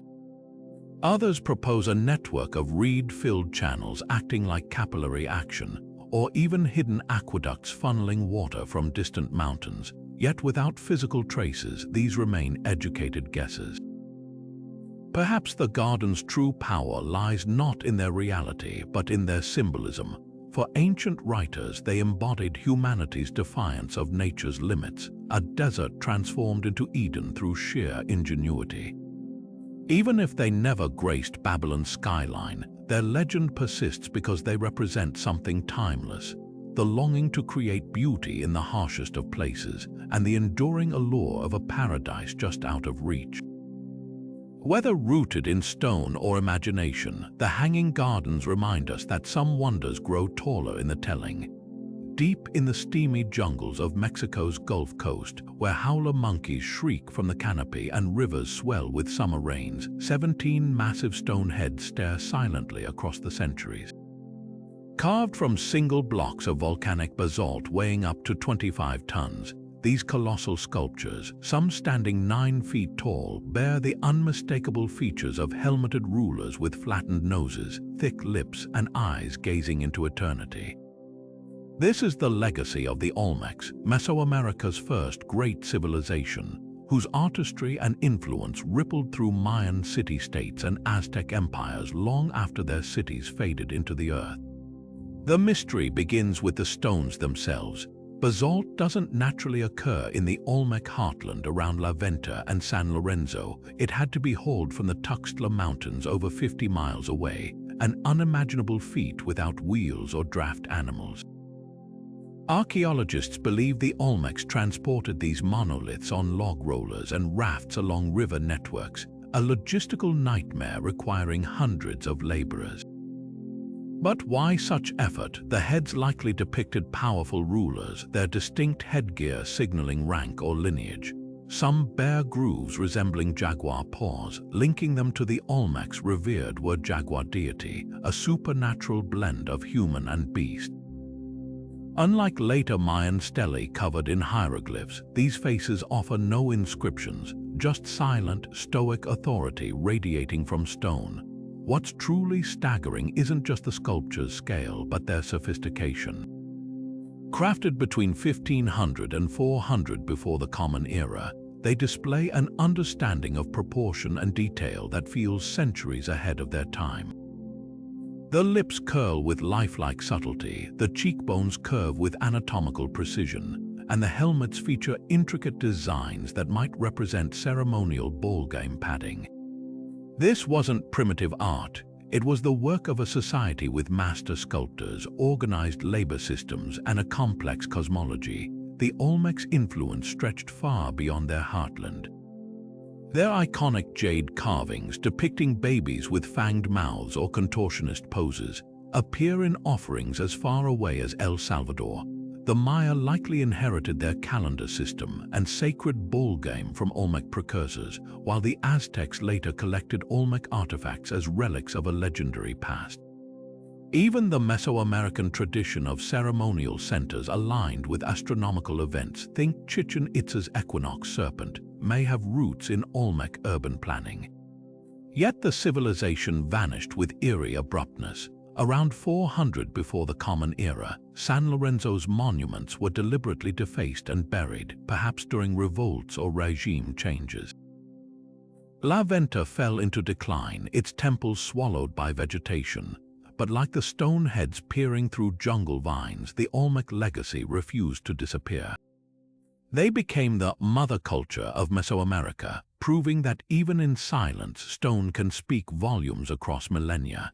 Their faces still watch, waiting for us to decipher the full story of the civilization that first carved order from the chaos of the ancient Americas. The world had never seen an empire like Persia's. In the 6th century before the Common Era, a king named Cyrus rose from the rugged highlands of modern-day Iran, not through brute force alone, but with a revolutionary idea: conquest didn't have to mean annihilation. When Cyrus marched into Babylon in 539 before the Common Era, he did something unimaginable for the time. He freed the Jewish exiles held captive there, funding the rebuilding of their temple in Jerusalem and earning a place in the Hebrew Bible as God's anointed. This wasn't just diplomacy, it was a calculated masterstroke. Cyrus understood that empires built on tolerance lasted longer than those forged in terror. His policies were as pragmatic as they were progressive. Unlike the Assyrians, who uprooted entire populations to crush resistance, Cyrus allowed conquered peoples to keep their customs, languages, and religions so long as they paid taxes and pledged loyalty. The famous Cyrus cylinder, a clay barrel inscribed with Akkadian cuneiform, declared his respect for local gods and traditions, earning him the title Father of Human Rights millennia later. But make no mistake, beneath this velvet glove was an iron fist. Persian satraps or provincial governors ruled with military backing, while a network of royal spies, the eyes and ears of the king, ensured no rebellion went unnoticed. What truly set Persia apart was its bureaucratic brilliance. Cyrus and his successors like Darius I built the ancient world's first superhighway, the Royal Road, stretching over 1,600 miles from Sardis to Susa, with couriers changing horses at way stations to deliver messages faster than anyone thought possible. They introduced standardized coinage, the daric, to streamline trade, and divided their empire into 20 satrapies, each taxed according to its resources. Even their military adapted, incorporating elite units like the 10,000 immortals and flexible cavalry archers who could harass enemies from horseback. By its peak, Persia's borders stretched from the Indus Valley to the Aegean Sea, encompassing Egypt, Mesopotamia, and Anatolia.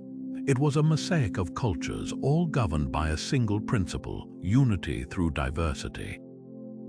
Yet this very openness became its vulnerability.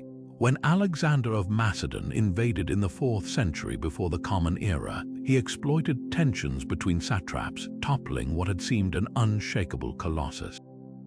But Cyrus's legacy endured in the administrative models Rome would later copy, in the Zoroastrian ideals of cosmic justice that influenced Judaism and Christianity, and above all, in the radical notion that an empire could be both vast and humane.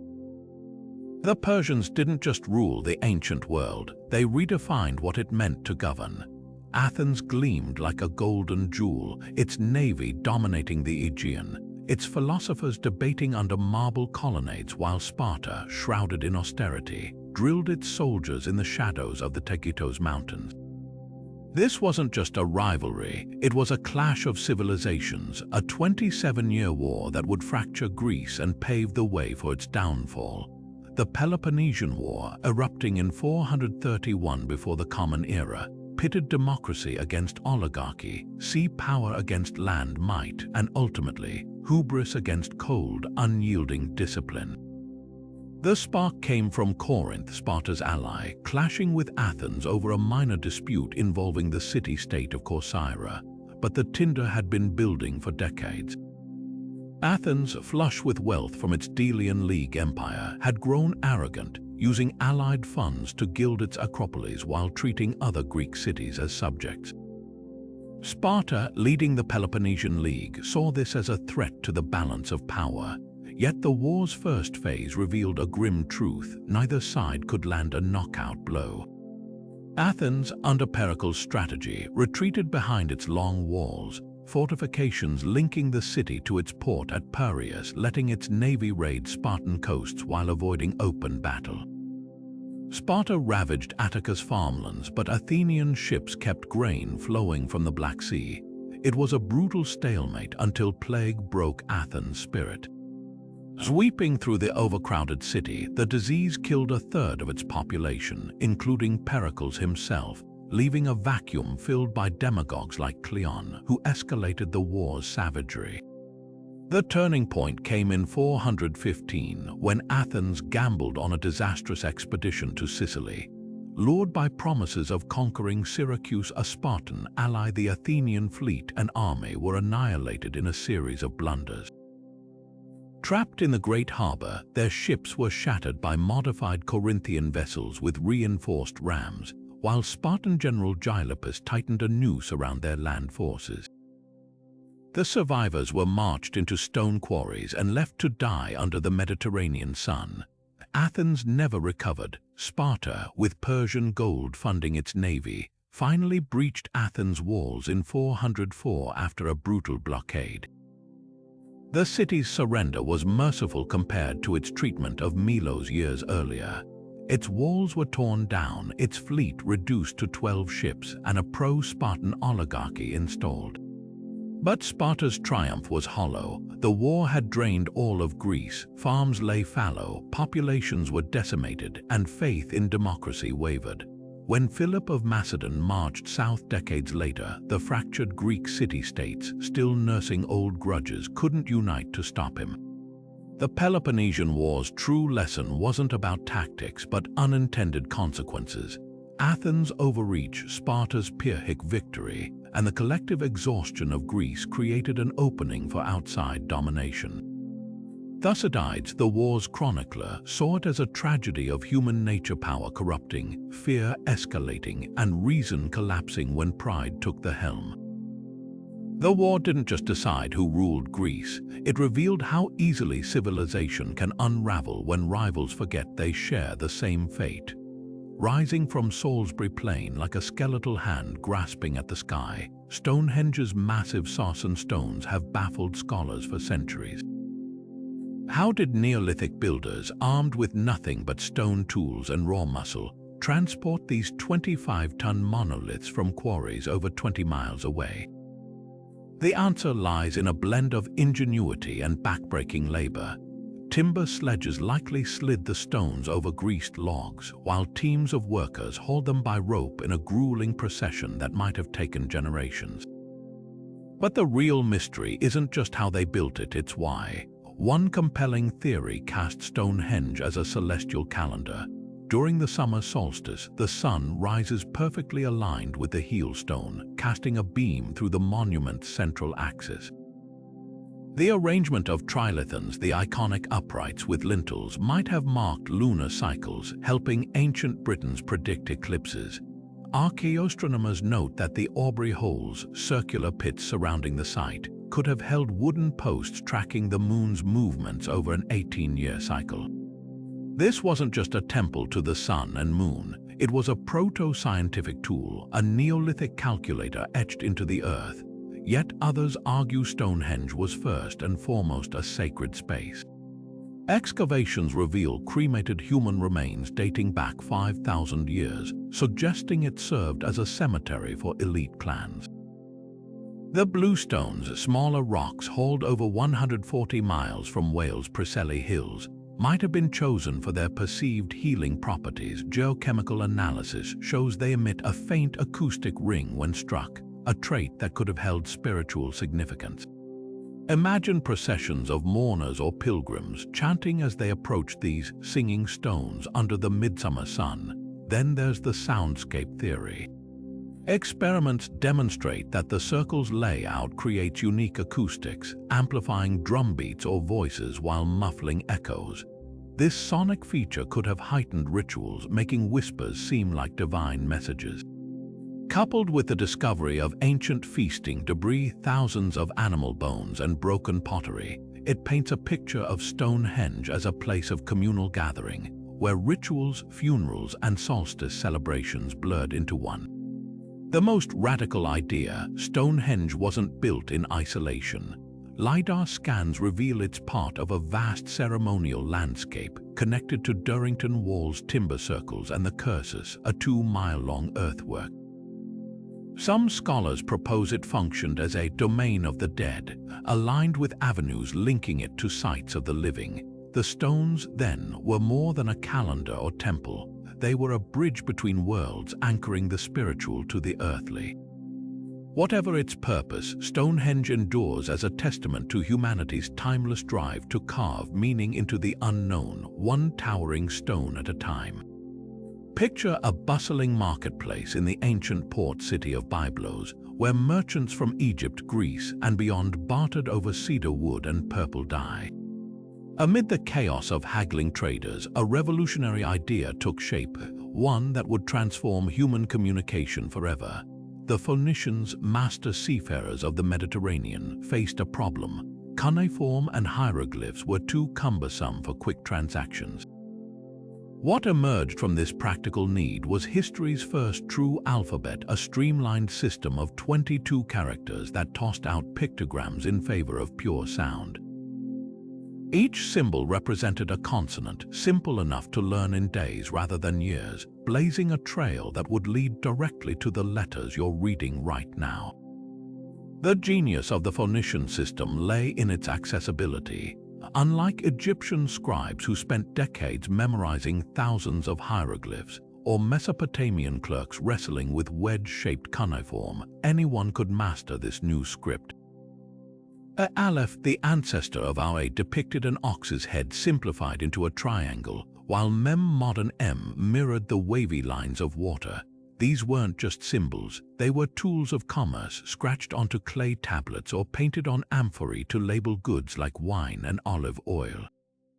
As Phoenician ships crisscrossed the Mediterranean, their alphabet became the ultimate cultural export, adopted and adapted by every civilization they touched. Greece's encounter with the alphabet around the 8th century before the Common Era sparked a linguistic revolution. The Greeks took Phoenician consonants and repurposed unused symbols for vowels, creating the first system capable of capturing every nuance of spoken language. From there, the Etruscans carried it to Italy, where Romans refined it into the Latin alphabet that now dominates global writing. Even Hebrew and Arabic scripts trace their roots back to those 22 Phoenician characters. But this wasn't just about letters, it was about empowerment. For the first time, writing escaped the temples and palaces, becoming a tool for poets, merchants, and ordinary citizens. The ripple effects were staggering. Simplified writing democratized knowledge, making record-keeping accessible to traders rather than just priestly elites. It allowed Homer's epics to be transcribed rather than lost to oral tradition, and enabled lawmakers to draft precise legal codes. The very idea of individual expression through writing, from love letters to philosophical treatises, owes its existence to those pragmatic Phoenician traders who cared more about cargo manifests than immortality. Their alphabet didn't just spread across maps, it redefined what it meant to be literate, turning the written word from an arcane art into a cornerstone of daily life. Today, as you text or read a menu, you're tapping into a 3,000-year-old innovation born not in a royal court, but on the docks of a harbor where efficiency trumped tradition. South of Egypt, where the Nile carves a fertile ribbon through the desert, rose a kingdom whose wealth and power once rivaled its famous neighbor, the Nubian civilization of Kush. While Egypt built pyramids along the Nile's northern stretches, the Kushites erected their own towering monuments farther south, in a land rich with gold, ivory, and incense. These weren't imitations of Egyptian architecture, but declarations of a distinct identity, steeper and narrower than their northern counterparts, clustered at sites like Meroe like silent sentinels of a forgotten empire. Kush's history is a saga of shifting fortunes, with Egypt sometimes allies, often rivals, and for a brief but astonishing period, conquerors. Around 750 before the Common Era, a Kushite king named Pi marched north with an army of archers and charioteers, seizing control of a fractured Egypt and inaugurating the 25th dynasty. For nearly a century, the so-called Black Pharaohs ruled both lands, adopting Egyptian customs while infusing them with Nubian traditions. Taharqa, Pi's successor, commissioned temples from Thebes to the Delta, portraying himself as both a devout follower of Ammon and a warrior king. But Kush's dominance couldn't withstand the Assyrian war machine, whose iron weapons overwhelmed Taharqa's Bronze Age forces, pushing the Kushites back to their southern homeland. Yet retreat didn't mean decline. Freed from Egyptian influence, Kush blossomed into a cultural powerhouse. Meroe, its new capital, became a hub of iron production, its furnaces burning so hot that slag heaps still dot the landscape today. The city's script, Meroitic, remains only partially deciphered, a tantalizing puzzle hinting at untold stories of queens, diplomats, and merchants who traded with Rome and India. Kushite queens, known as Kandakes, wielded exceptional power. One, Ammonines, famously led her army against Roman legions in 24 before the Common Era, negotiating a peace that left Kush independent and Rome humiliated. Gold fueled Kush's prosperity, mined from desert veins and traded northward. The kingdom's artisans crafted exquisite jewelry, while its farmers mastered irrigation in an unforgiving climate, channeling the Nile's floods to sustain crops. Even in decline, Kush's legacy endured. Its pyramids inspired later African kingdoms, and its resistance to outside domination became a symbol of resilience. Today, as archaeologists uncover temples buried beneath Sudanese sand, they're rewriting history to show that Kush wasn't just Egypt's shadow. It was a civilization that shone with its own brilliance, proving Africa's ancient kingdoms were as diverse and dynamic as any in the Mediterranean or Mesopotamia.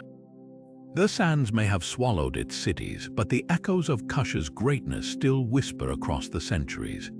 High above the Yellow River's fertile plains, where ancient kings consulted oracle bones and bronze ritual vessels gleamed in temple fires, a radical idea took hold, one that would shape Chinese governance for millennia. The Zhou dynasty, overthrowing the Shang in 1046 before the Common Era, faced a dilemma: how to legitimize their rebellion while preventing future uprisings against their own rule.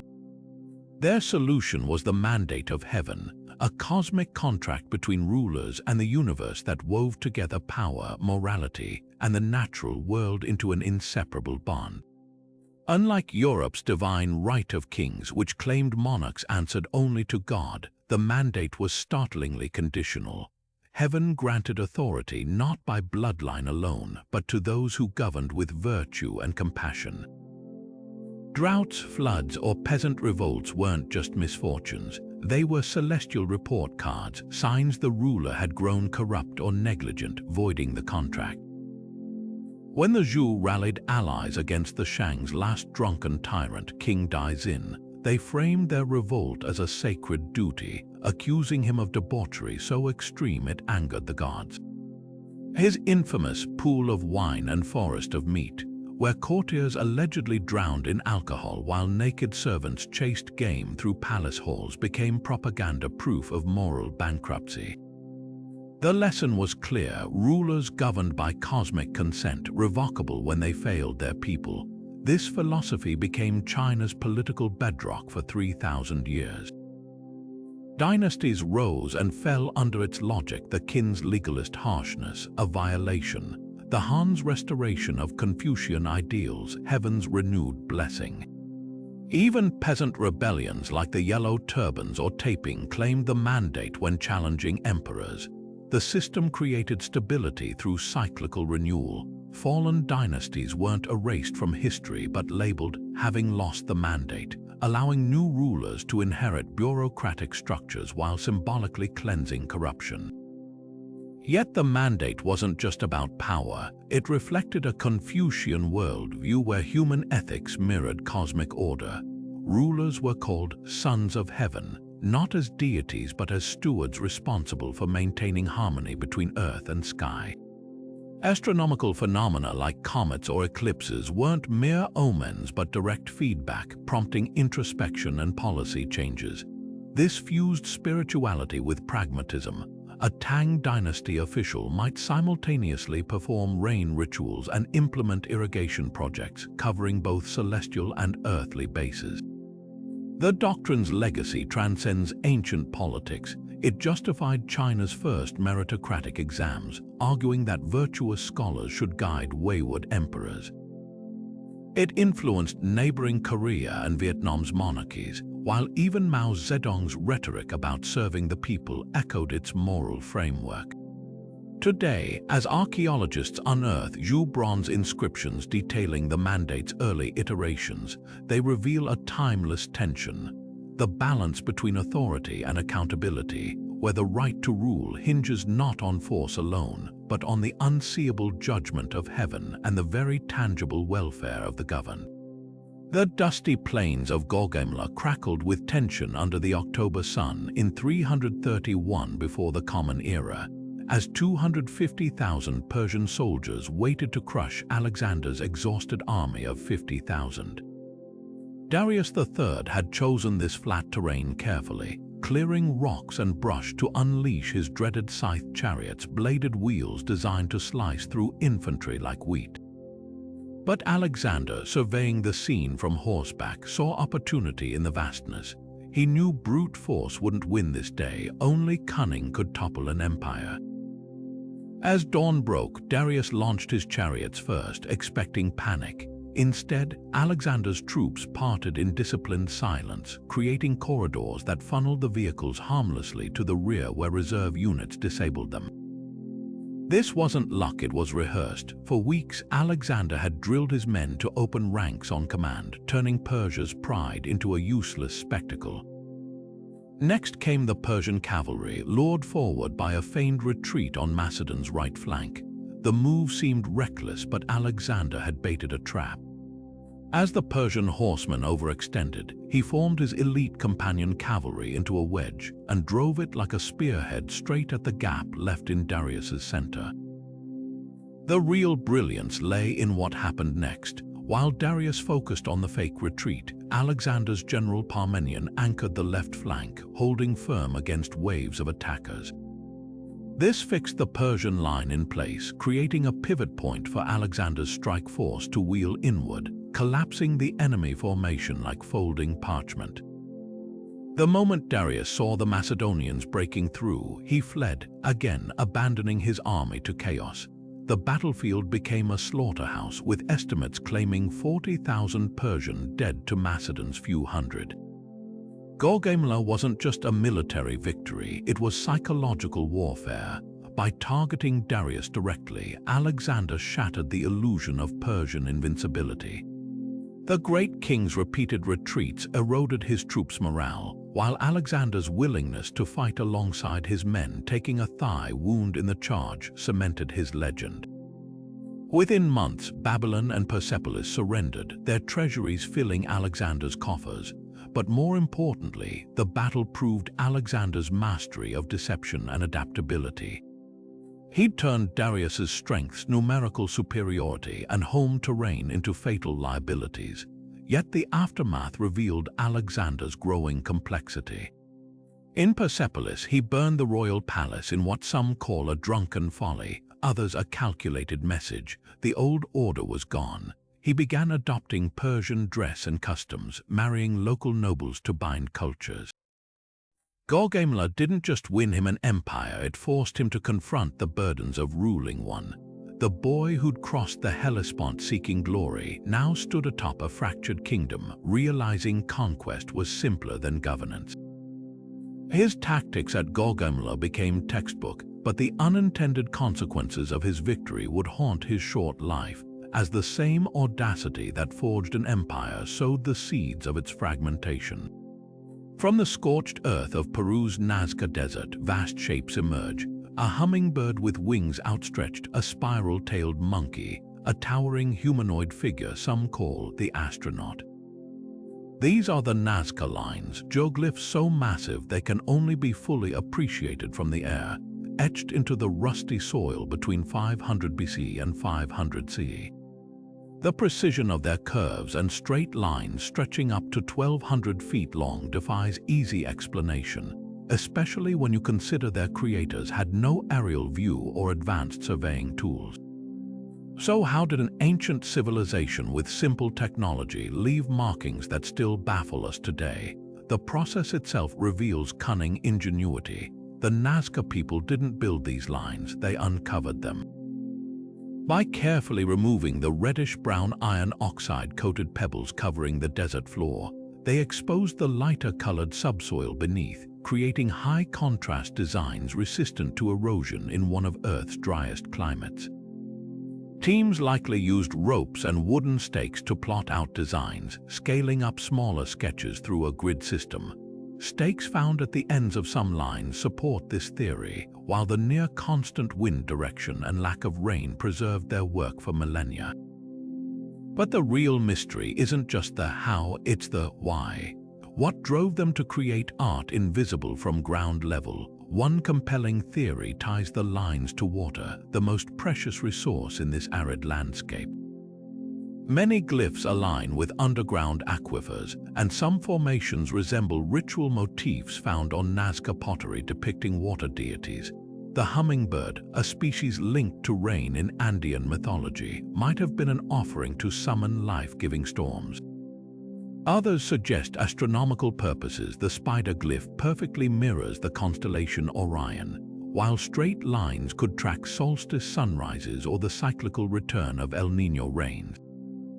Then there's the spiritual angle. The lines may have served as sacred pathways for processions, their act of creation itself a form of worship etched into the earth.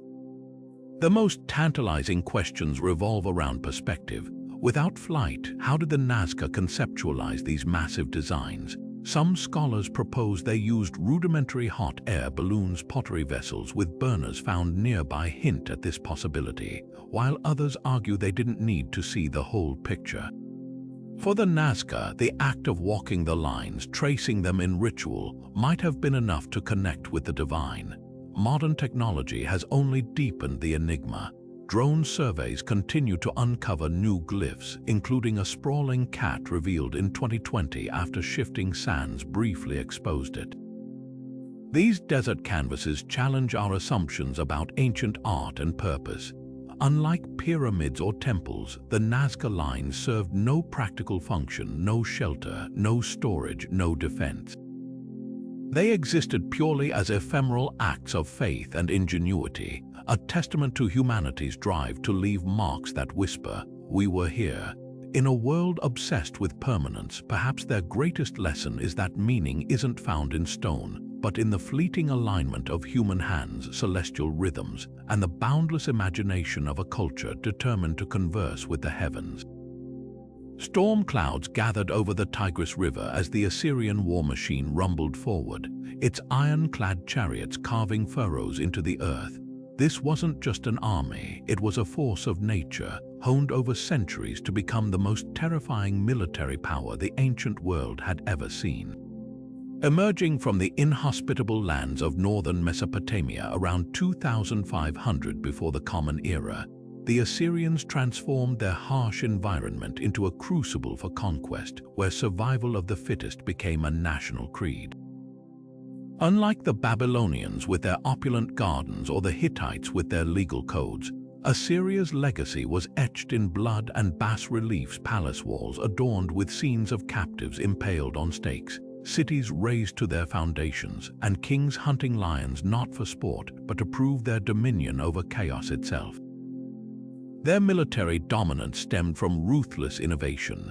While other empires relied on seasonal militia, Assyria maintained the world's first full-time professional army, its soldiers clad in laminated linen armor and conical helmets, wielding iron weapons that shattered bronze.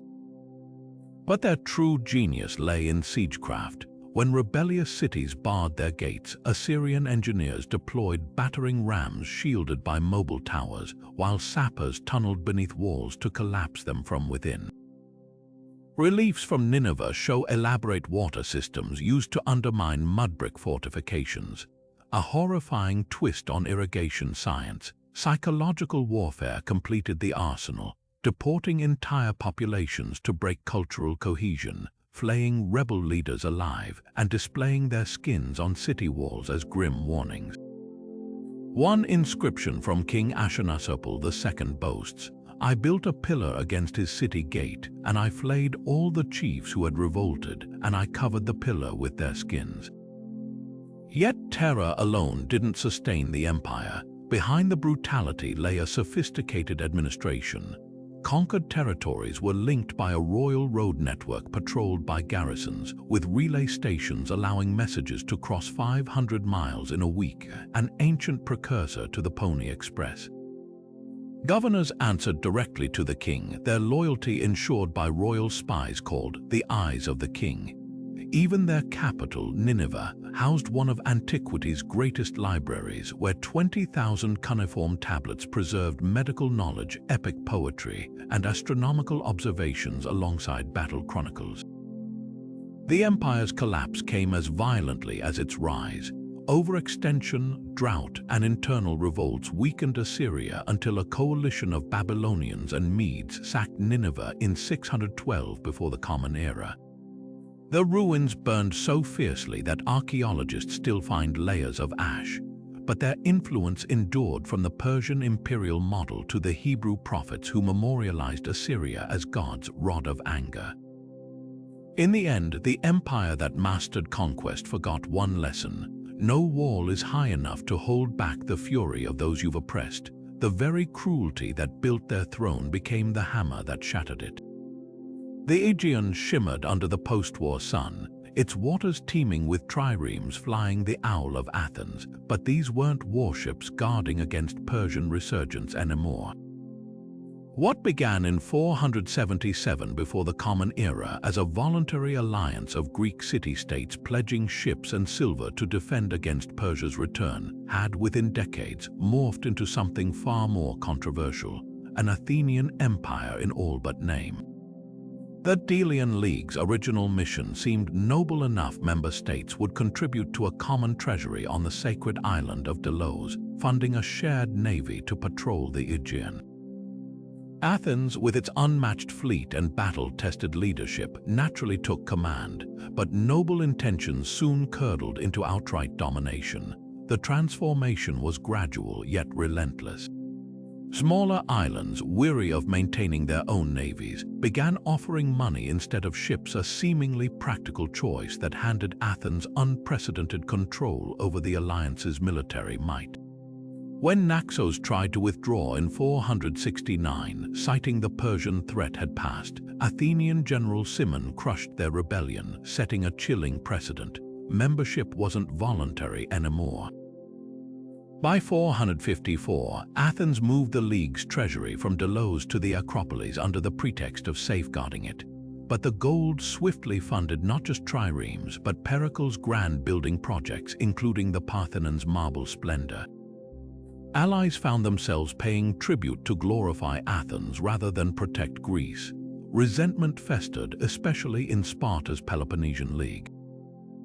Where Sparta led through loose alliances of land-based equals, Athens ruled its allies with bureaucratic precision. Athenian cleric settlers given confiscated lands from rebellious states became imperial garrisons in all but name. Commercial disputes were forced into Athenian courts, ensuring favorable rulings for Athenian traders. Even the League's original bronze tribute tablets were quietly replaced with marble, symbolizing the permanence of what was now a tax, not a voluntary contribution. Yet Athenian hegemony wasn't purely exploitative. The League's navy suppressed piracy, stabilizing trade routes that enriched all member states. Democratic factions in allied cities received Athenian backing, spreading participatory governance. And Persia, though weakened, still loomed without Athenian ships. Smaller islands remained vulnerable, but the benefits couldn't mask reality.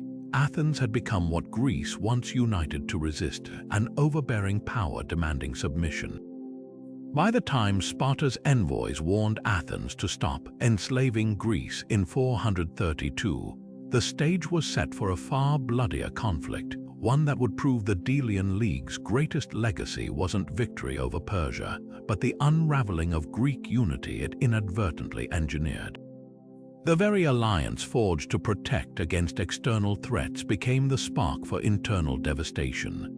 Snow choked the Alpine passes, howling winds ripped at the ragged cloaks of exhausted soldiers, and somewhere in that white oblivion, 37 war elephants, massive, shivering, their hides crusted with ice, plodded forward through terrain no one believed they could cross.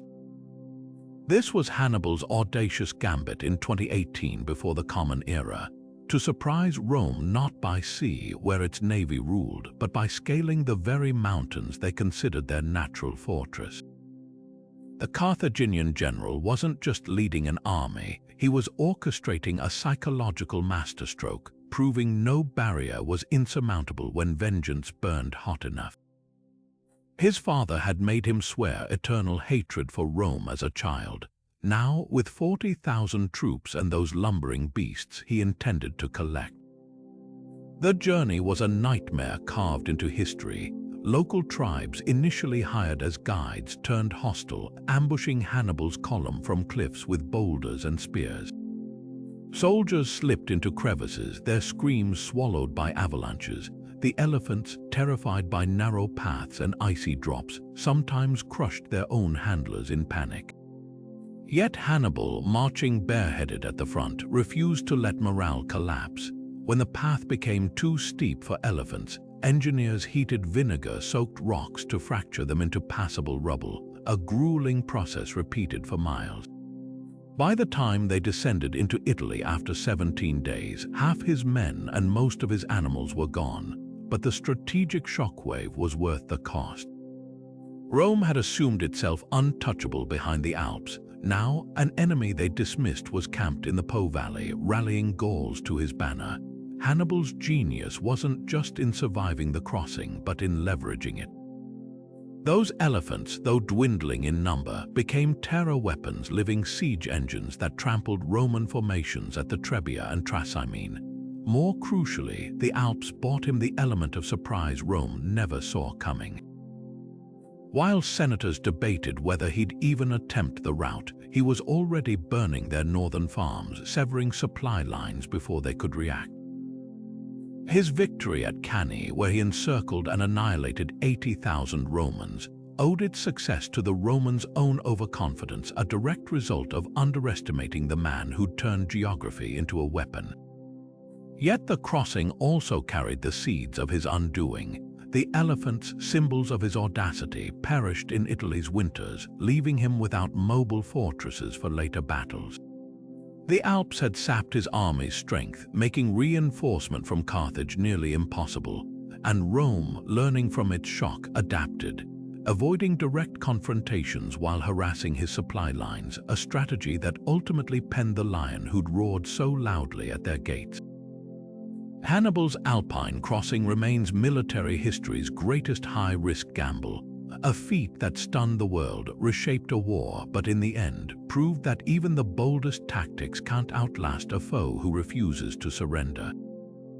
The mountains bowed to him, but the weight of empire crushed him.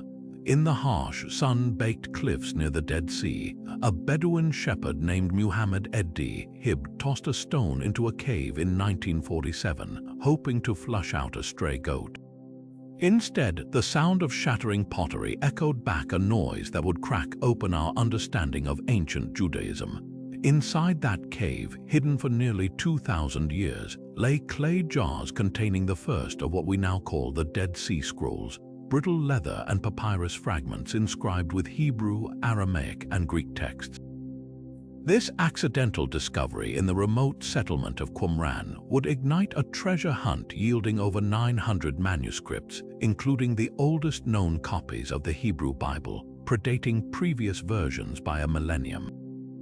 The scroll's significance can't be overstated. Among them was a nearly complete Isaiah scroll, its 54 columns of text matching later Masoretic versions with eerie precision, proof of the Bible's remarkable textual stability across centuries. But alongside familiar scriptures were previously unknown works, apocalyptic visions, community rules for a mysterious Jewish sect, and cryptic commentaries on prophets like Habakkuk. These weren't just religious texts, they were snapshots of a Judaism in ferment during the turbulent Second Temple period, when Jewish identity was fracturing under Roman occupation. The so-called War Scroll outlined an epic end-times battle between the Sons of Light and Sons of Darkness, while the Community Rule detailed strict initiation rituals for a group many scholars believe were the Essenes, an ascetic sect described by Roman historian Pliny the Elder. Debate still rages about who authored these documents. The traditional theory links them to the Essenes living at Qumran, where archaeologists found inkwells and stepped pools suggesting a scriptorium and ritual bath. Yet newer scholarship proposes the scrolls may have been smuggled from Jerusalem's besieged libraries during the Roman-Jewish Wars, hidden in caves for safekeeping. Either way, their survival is miraculously preserved by the Dead Sea's arid climate and sealed in jars against time's erosion. Most revolutionary were the alternate versions of biblical stories. A scroll dubbed the Book of Giants expanded on Genesis' cryptic reference to Nephilim, describing fallen angels teaching humans forbidden knowledge, a narrative echoing later Jewish mysticism. Another text, the Copper Scroll, lists 64 locations where vast treasures of gold and silver were supposedly hidden, though no such bounty has ever been found. These variations reveal a Judaism far more diverse than later rabbinic traditions would suggest, where multiple interpretations coexisted before standardization. The Dead Sea Scrolls force us to rewrite history's margins. They show scripture as a living, evolving tradition, not a static monolith, and they illuminate the ideological roots of both early Christianity and rabbinic Judaism. When a Bedouin stray stone unveiled these fragments, it didn't just uncover ancient ink on leather. It revealed the vibrant, contested tapestry of faith that shaped the Western world. Imagine a world where zero was more than just a placeholder, where it became the cornerstone of modern mathematics, where astronomers calculated the Earth's circumference with startling accuracy, and where surgeons reconstructed broken noses with techniques still used today. This wasn't Europe's Renaissance, it was India's Gupta Empire between the 4th and 6th centuries of the Common Era, a golden age where science and culture flourished under rulers who championed innovation as fervently as conquest. At the heart of this intellectual revolution was Aryabhatta, a mathematician astronomer whose insights would ripple across millennia. In 499, at just 23 years old, he composed the Aryabhatiya, a Sanskrit text that dared to propose the Earth was a spinning sphere, not a flat plane. He calculated pi to 4 decimal places, devised algebraic formulas for quadratic equations, and most revolutionary of all, treated zero as a number in its own right, not merely an empty space between digits. His work laid the foundation for the decimal system, a gift to the world that would eventually replace clumsy Roman numerals and enable the complex calculations behind everything from architecture to space travel. The concept of shunya nothingness became the bedrock of modern computing, where binary code relies on the dance between 0 and 1. While Aryabhatta gazed at the stars, surgeons like Sushruta were pioneering medical techniques that bordered on miraculous. The Sushruta Samhita, compiled around 600 of the Common Era, detailed over 300 surgical procedures, from cataract removals to cesarean sections, using instruments eerily similar to modern scalpels and forceps. But perhaps its most astonishing contribution was plastic surgery, specifically rhinoplasty. Sushruta described how to reconstruct a nose using a flap of skin from the cheek, a method so effective that British surgeons rediscovered it in the 18th century and dubbed it the Indian forehead flap. His texts also outlined protocols for sterilization, wound care, and even anesthesia using wine and cannabis, proving the Gupta era understood the delicate balance between intervention and infection control. Meanwhile, astronomers weren't just charting stars, they were rewriting humanity's place in the cosmos. Varahamihira's Pancha Siddhantika synthesized Greek, Egyptian, and Indian astronomy, predicting eclipses and calculating planetary orbits with precision. His colleague Brahmagupta took Aryabhatta's theories further, defining zero's mathematical properties and even dipping into negative numbers, ideas so radical they wouldn't gain acceptance in Europe for another 1,000 years. Their observatories, often attached to temples, doubled as universities where scholars debated heliocentrism centuries before Copernicus. The Gupta Empire's brilliance wasn't confined to labs and libraries. Metallurgists crafted the Iron Pillar of Delhi, a 7-ton column so rust-resistant that its flawless surface still baffles chemists today. Mathematicians devised the Kataka method for solving indeterminate equations anticipating number theory, while poets wrote literature that fused scientific inquiry with spiritual depth, like Kalidas's Meghajuta, which wove meteorology into verse about monsoon clouds. Yet what made this golden age truly remarkable wasn't just the discoveries, but the ecosystem that nurtured them. The Guptas funded universities like Nalanda, where students from Persia to China studied medicine and logic. Trade routes carried ideas alongside spices, spreading Indian numerals to the Arab world, where they evolved into the digits we use now. Unlike Europe's later Renaissance, which emerged from the shadow of medieval dogma, Gupta science flourished within a culture that saw no conflict between reason and reverence, where temples displayed Fibonacci-like fractal designs and astronomers prayed to the same celestial bodies they mapped. The Gupta Empire's legacy isn't just a chapter in history books, it's woven into the fabric of modern life. Every time we use a GPS which relies on algorithms descended from Aryabhata's calculus, every time a surgeon reconstructs a face, or every time we write the number 0, we're touching the echoes of a civilization that dared to see the universe not as a mystery to fear, but as a puzzle to solve. Their golden age reminds us that progress isn't inevitable, it's the fragile, dazzling product of curiosity, courage, and the willingness to embrace the void. The air in the Valley of Mexico hangs thick with the weight of history, where the ruins of Teotihuacan sprawl across the desert like the bones of a fallen giant. Known as the City of the Gods by the later Aztecs, this metropolis emerged around 200 years before the Common Era, rising to become the largest urban center in the pre-Columbian Americas, a bustling hub of over 100,000 people at its peak, rivaling the grandeur of ancient Rome or Han China. But what made Teotihuacan extraordinary wasn't just its scale, it was the sheer audacity of its vision. The city wasn't built randomly, it was meticulously planned as a cosmic mirror, its grid aligned with celestial events and its monumental structures echoing sacred mountains. At its heart looms the Pyramid of the Sun, a colossus of compacted earth and volcanic stone standing 216 feet tall, its base nearly as wide as Egypt's Great Pyramid. Unlike the stepped pyramids of the Maya, Teotihuacan's structures followed the talud table row style, sloping walls topped with vertical panels, giving them a rhythmic, almost hypnotic symmetry. The Pyramid of the Moon, though smaller, anchors the northern end of the city's central artery, the Avenue of the Dead, a 2.5-mile causeway flanked by the ruins of temples and palaces.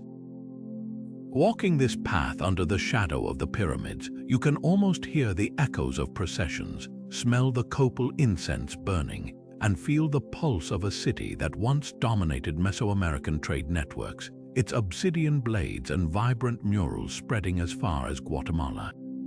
Yet for all its splendor, Teotihuacan remains one of history's most enigmatic civilizations. We don't even know what its people called themselves. Teotihuacan is the Aztec name bestowed centuries after its fall. The city had no obvious royal tombs, no dynastic carvings of kings, and no deciphered writing system. Instead, power seems to have been collective, governed by councils rather than a single ruler. Murals depict deities like the storm god Tlaloc and the feathered serpent Quetzalcoatl, figures later adopted by the Aztecs, but their precise role in governance remains a mystery. Even the origins of Teotihuacan's people are debated. Were they refugees from volcanic eruptions or an amalgamation of ethnic groups drawn to this sacred valley? The city's collapse around 550 of the Common Era is equally puzzling. Archaeologists find no evidence of invasion, no mass graves, no burned buildings. Instead, the signs point to internal upheaval. Elite compounds were defaced, temples abandoned, and ceremonial objects smashed. Some theorize climate change played a role. Droughts triggered by volcanic activity would have crippled agriculture, sparking unrest. Others point to the city's rigid social hierarchy. Perhaps the lower classes crammed into cramped apartment compounds while the elite enjoyed spacious villas finally revolted. Whatever the cause, the fall was swift and total. By the time the Aztecs discovered the ruins centuries later, they believed only gods could have built such a place, a testament to the civilization's lost greatness. Teotihuacan's legacy, however, refused to die. The Aztecs incorporated its gods into their pantheon, repurposed its sacred sites, and even claimed ancestry from its mythical inhabitants. The feathered serpent pyramid, adorned with carved serpents writhing amid seashells and conch symbols, became a template for later Mesoamerican temple designs. Today, as archaeologists uncover traces of Teotihuacan's influence in Maya city-states like Tikal and Capon, where Teotihuacan-style weapons and murals appear suddenly in royal tombs, we're left to wonder, was this less a city and more an idea, one so powerful its echoes shaped civilizations for 1,000 years after its fall? The stones of Teotihuacan may be silent, but their shadow stretches far beyond the Valley of Mexico, whispering that true influence isn't measured in years, but in the indelible marks left on the world. The waters off the Greek coast churned with anticipation on September 2nd, 31 before the Common Era, as two of history's most formidable fleets maneuvered for a clash that would decide the fate of the Mediterranean.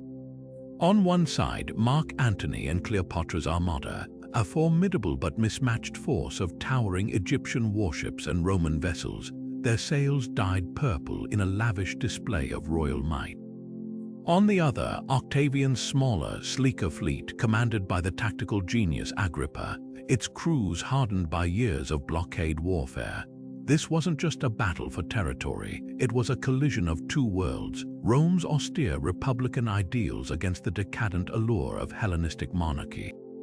Antony's strategy relied on brute force. His heavy quinquiremes, some with multiple banks of oars, were designed to ram and board, a tactic that had dominated naval warfare for centuries. But Agrippa, having studied Antony's every move, turned this strength into a fatal weakness. Recognizing the bulk of Antony's ships would struggle in Actium's shallow straits, he feigned retreat, luring them into waters where their size made them sluggish.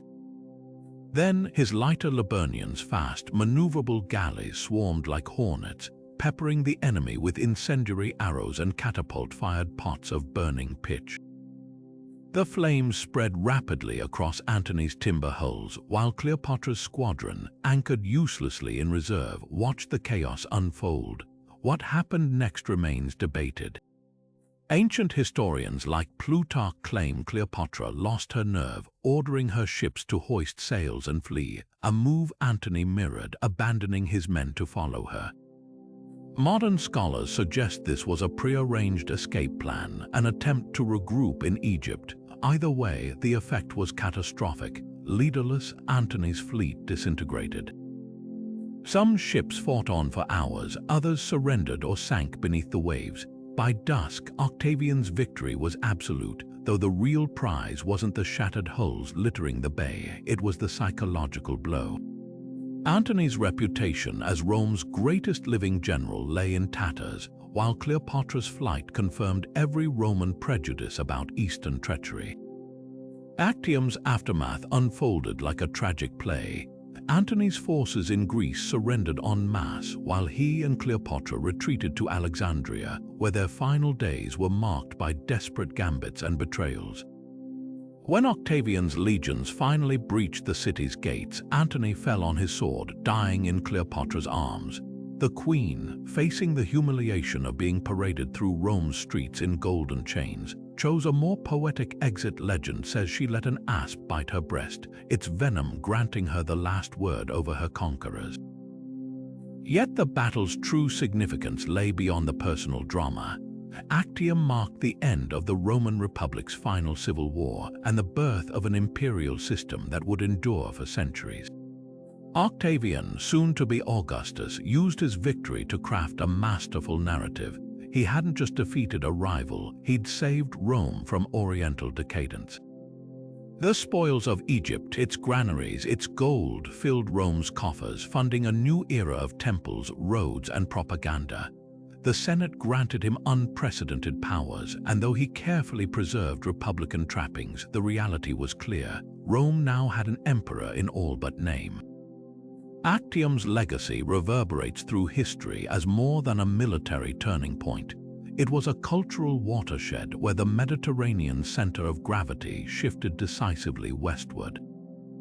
The Ptolemaic dynasty's fall extinguished the last ember of Alexander's successors, while Rome's absorption of Egypt as an imperial province tied two great civilizations into a single geopolitical entity.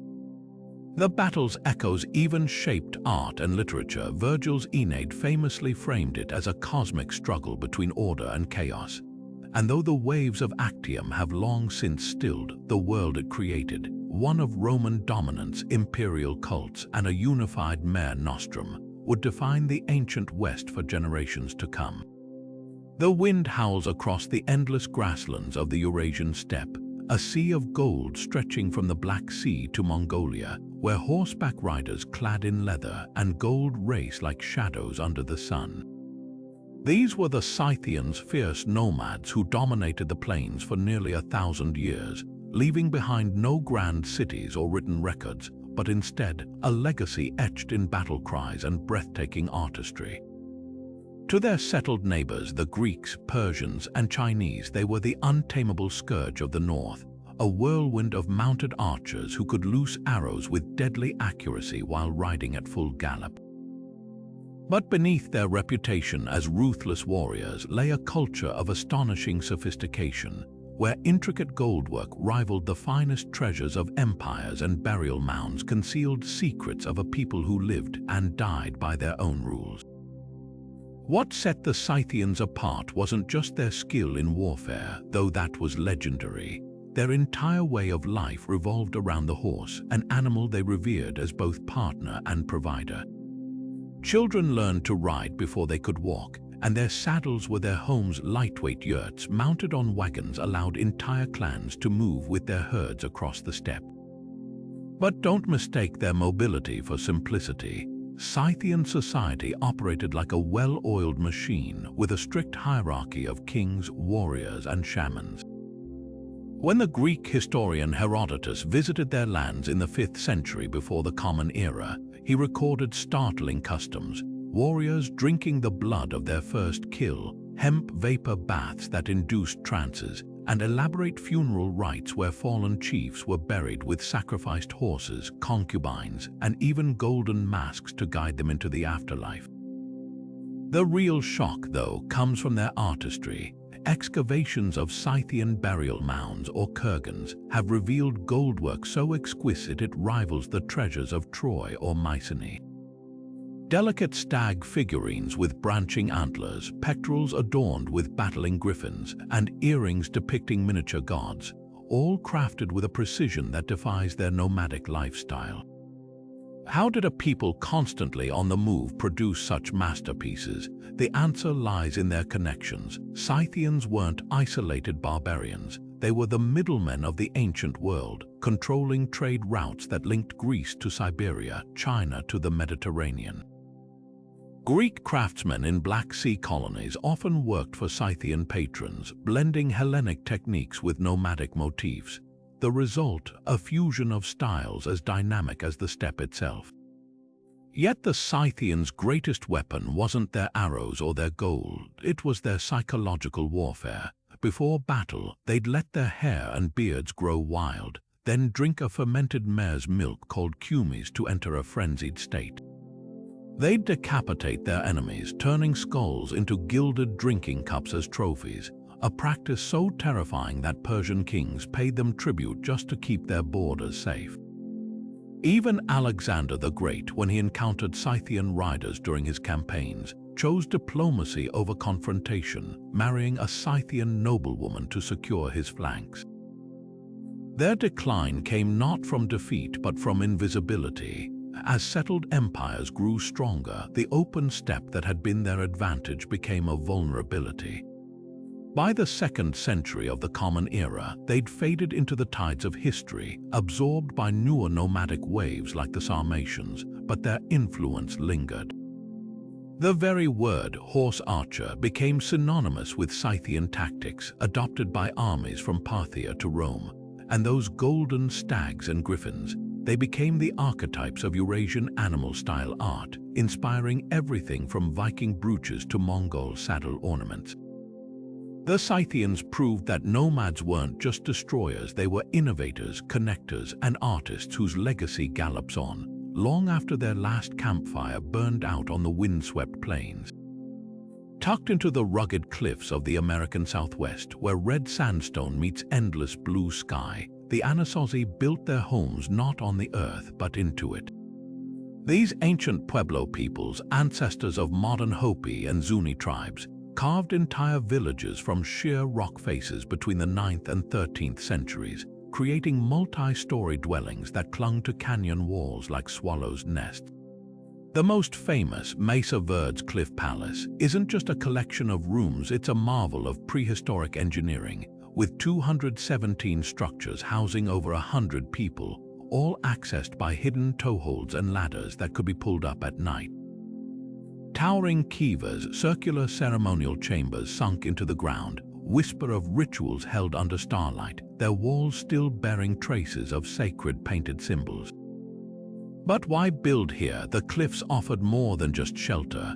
They were strategic strongholds, perched high above canyon floors. These dwellings were nearly impregnable to raiders, while their overhanging rock roofs provided natural insulation against desert extremes. Tiny windows aligned with solstice sunrises suggest astronomical knowledge, turning homes into celestial calendars. Yet the real genius lay in sustainability. The Anasazi engineered intricate systems to channel scarce rainwater into reservoirs, and their crops of maize, beans, and squash thrived in terraced gardens fertilized with turkey dung. This wasn't just survival, it was adaptation perfected over generations. Then, around 1280, something unraveled. The cliff dwellings emptied, their pottery and tools left behind as if frozen in time. Theories abound: a decades-long drought, evidenced by tree rings showing no rain for 24 years, would have shattered their agricultural lifeline. Archaeological digs reveal signs of violence, burned buildings, and fractured skulls, hinting at warfare over dwindling resources. Others point to social upheaval as religious leaders failed to summon rain, eroding trust in the old ways. Yet the most haunting clue comes from the ruins themselves.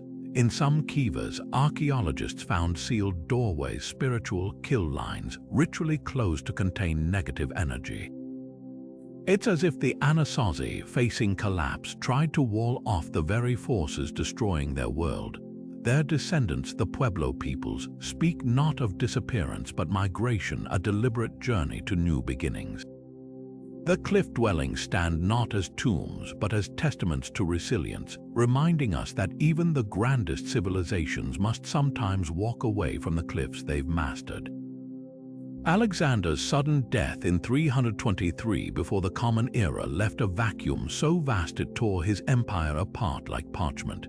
His generals, known as the Diadochi, meaning successors, clawed for power in a series of wars that raged for decades, carving up territories like vultures dividing a feast.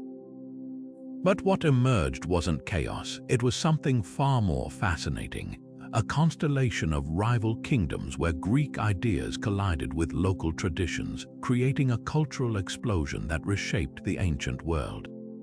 This was the Hellenistic Age, a 300-year period where the Mediterranean became a laboratory of hybrid civilizations, each vying to outshine the others in art, science, and sheer grandeur.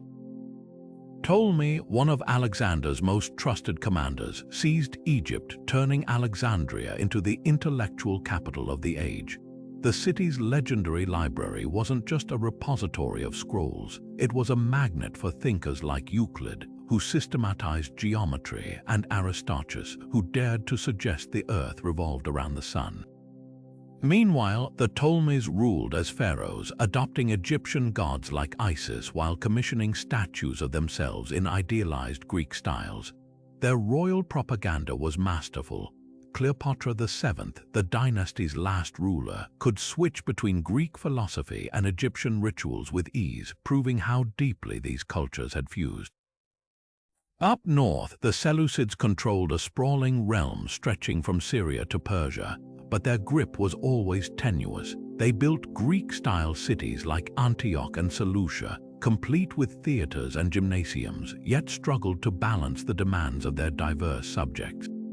When a local priestly family called the Maccabees rebelled in Judea, It wasn't just a fight for independence, it was a culture war against Hellenization, a rejection of Greek gymnasiums where Jewish youths competed naked, defying tradition. Then there was the wild card, Pergamon, a smaller but fiercely ambitious kingdom in modern-day Turkey. Its rulers poured wealth into art, commissioning the iconic altar of Zeus with its frieze of gods battling giants, a masterpiece so dramatic it inspired the term Pergamene style. Their medical school rivaled Alexandria's, pioneering treatments for cataracts and hernias while dissecting human cadavers, a practice taboo elsewhere.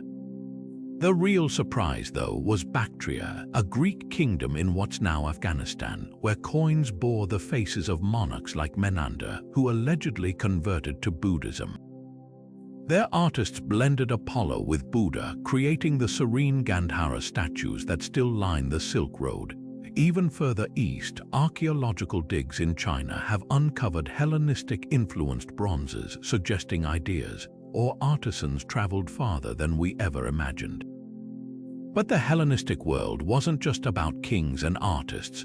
Ordinary people experienced this cultural blender firsthand. A Greek merchant in Babylon might marry a local woman, their children raised speaking both languages and worshipping a mix of gods. Gymnasiums became social hubs where young men trained in athletics and rhetoric, while women gained new opportunities. Poets like Ennet penned epitaphs for pets, and wealthy patrons like Archippe funded public buildings. The philosopher Epicurus taught that happiness came from simple pleasures, a radical idea in societies obsessed with glory. The period's end came not with a bang but with the steady march of Roman legions. By 30 before the Common Era, one by one, the Hellenistic kingdoms fell. Ptolemaic Egypt the last to succumb. Yet their legacy outlived conquest. Roman aristocrats collected Greek art, hired Greek tutors, and copied Pergamon's architecture. Early Christian theologians wrote in Greek, using terms coined by Hellenistic philosophers. Even Alexander's dream of a unified world found eerie echoes in empires far beyond the Mediterranean. The Hellenistic age proved that when cultures collide, they don't just conquer, they create. The Roman Republic was dying long before Caesar crossed the Rubicon. What began as a system designed to prevent kingship with its checks of consuls, tribunes, and the Senate had decayed into a playground for warlords and oligarchs. By the 1st century before the Common Era, the streets of Rome ran red with the blood of political violence. The Gracchi brothers were clubbed to death by senatorial mobs for daring to redistribute land to the poor. Marius and Sulla took turns purging their enemies in brutal proscriptions, their severed heads displayed in the Forum as warnings. The republican ideal of shared governance had become a hollow shell, fractured by class warfare, military ambition, and the weight of an empire too vast for its antiquated institutions to manage. Into this powder keg walked Gaius Julius Caesar, a man whose genius, audacity, and reckless charm would ignite the final explosion. Caesar's rise reads like a playbook of political cunning. After escaping Sulla's death lists as a young man, he cultivated popularity through lavish games and fiery courtroom defenses. His alliance with Crassus, Rome's richest man, and Pompey, its greatest general, formed the first triumvirate, an unofficial pact that bypassed the Senate entirely. As consul in 59 before the Common Era, he bulldozed reforms through intimidation and street gangs, but his true power base came from Gaul. 8 years of brutal campaigns that enriched his soldiers, expanded Rome's borders, and gave him an army personally loyal to him, not the Republic. The Senate, watching Caesar's growing power with horror, demanded he disband his legions before returning to Rome.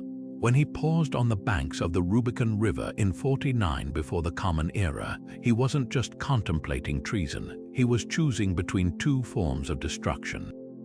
Crossing meant civil war, turning back meant political oblivion or worse. His legendary words, "The die is cast," weren't just a gamble, they were the death knell of the Republic. Marching on Rome violated every sacred tradition, but Caesar understood the old rules no longer mattered. What followed was a masterclass in tactical brilliance and psychological warfare. Pompey and the Senate fled to Greece expecting to regroup. Instead, Caesar chased them at breakneck speed, hijacking the treasury on his way and recruiting legions with promises of plunder. At Pharsalus in 48, his outnumbered troops shattered Pompey's forces, sending his rival fleeing to Egypt, where he was murdered and his head presented to Caesar as a grotesque gift. The irony: Caesar wept at the sight not out of grief for Pompey, but for the spectacle of Rome's great general reduced to a pawn in Egyptian court intrigues. Victory didn't bring peace. Returning to Rome as dictator, Caesar launched a whirlwind of reforms, revising the chaotic calendar into the Julian system we still use today, granting citizenship to provinces and packing the Senate with outsiders to dilute the old aristocracy's power. But each act of benevolence, like forgiving former enemies, only deepened the patrician's resentment. When he had himself declared dictator for life and allowed statues of himself to be adorned like kings, the Senate's fears crystallized. The Republic was dead and a monarch stood in its place. The assassins who cornered Caesar in the theater of Pompey on the Ides of March 44 before the Common Era believed they were liberators. Brutus, Cassius, and 60 co-conspirators stabbed him 23 times, a symbolic echo of the knife wounds that had killed the Republic they claimed to restore. But Caesar's death didn't resurrect the old system, it accelerated its collapse. The mob who had adored Caesar's bread and circuses turned on the conspirators, forcing them to flee. The ensuing wars between his heir Octavian and Mark Antony would finally bury the Republic, replacing it with an empire cloaked in republican imagery. Caesar's legacy wasn't just in the laws he passed or the battles he won, but in the naked truth he revealed: power, once concentrated, rarely disperses peacefully. The Republic had been a mirage long before he marched on Rome, its institutions hollowed out by inequality and corruption. His rise proved that when a system fails to adapt, someone, whether a tyrant or a visionary, will fill the void. The tragedy wasn't that Caesar destroyed the Republic, but that the Republic had already destroyed itself. Along Peru's arid northern coast, where the desert meets the Pacific, the Moch people forged a civilization as vibrant as it was mysterious. Between the 1st and 8th centuries of the Common Era, they built towering adobe pyramids, engineered intricate irrigation canals, and crafted pottery so lifelike it seems to breathe. Their ceramics tell stories without words: warriors locked in combat, shamans transforming into animals, and erotic scenes so explicit they shocked early archaeologists. But these weren't just decorations, they were windows into a world where art, religion, and power intertwined in ways we're still unraveling. Take the famous portrait vessels, hundreds of ceramic jars molded into individual human faces, each with unique features, scars, and expressions. Some scholars believe these depict actual people, perhaps rulers or revered ancestors, their visages preserved in clay like a three-dimensional census. Others argue they represent a gallery of spiritual beings, their exaggerated features symbolizing divine attributes. The precision is staggering: wrinkles crease foreheads, lips part slightly as if mid-breath, and delicate ear ornaments dangle with lifelike weight. This wasn't mass production, it was artistry elevated to a sacred act, a way of freezing identity in eternity. But the Moch's most haunting legacy lies not in their art but beneath it.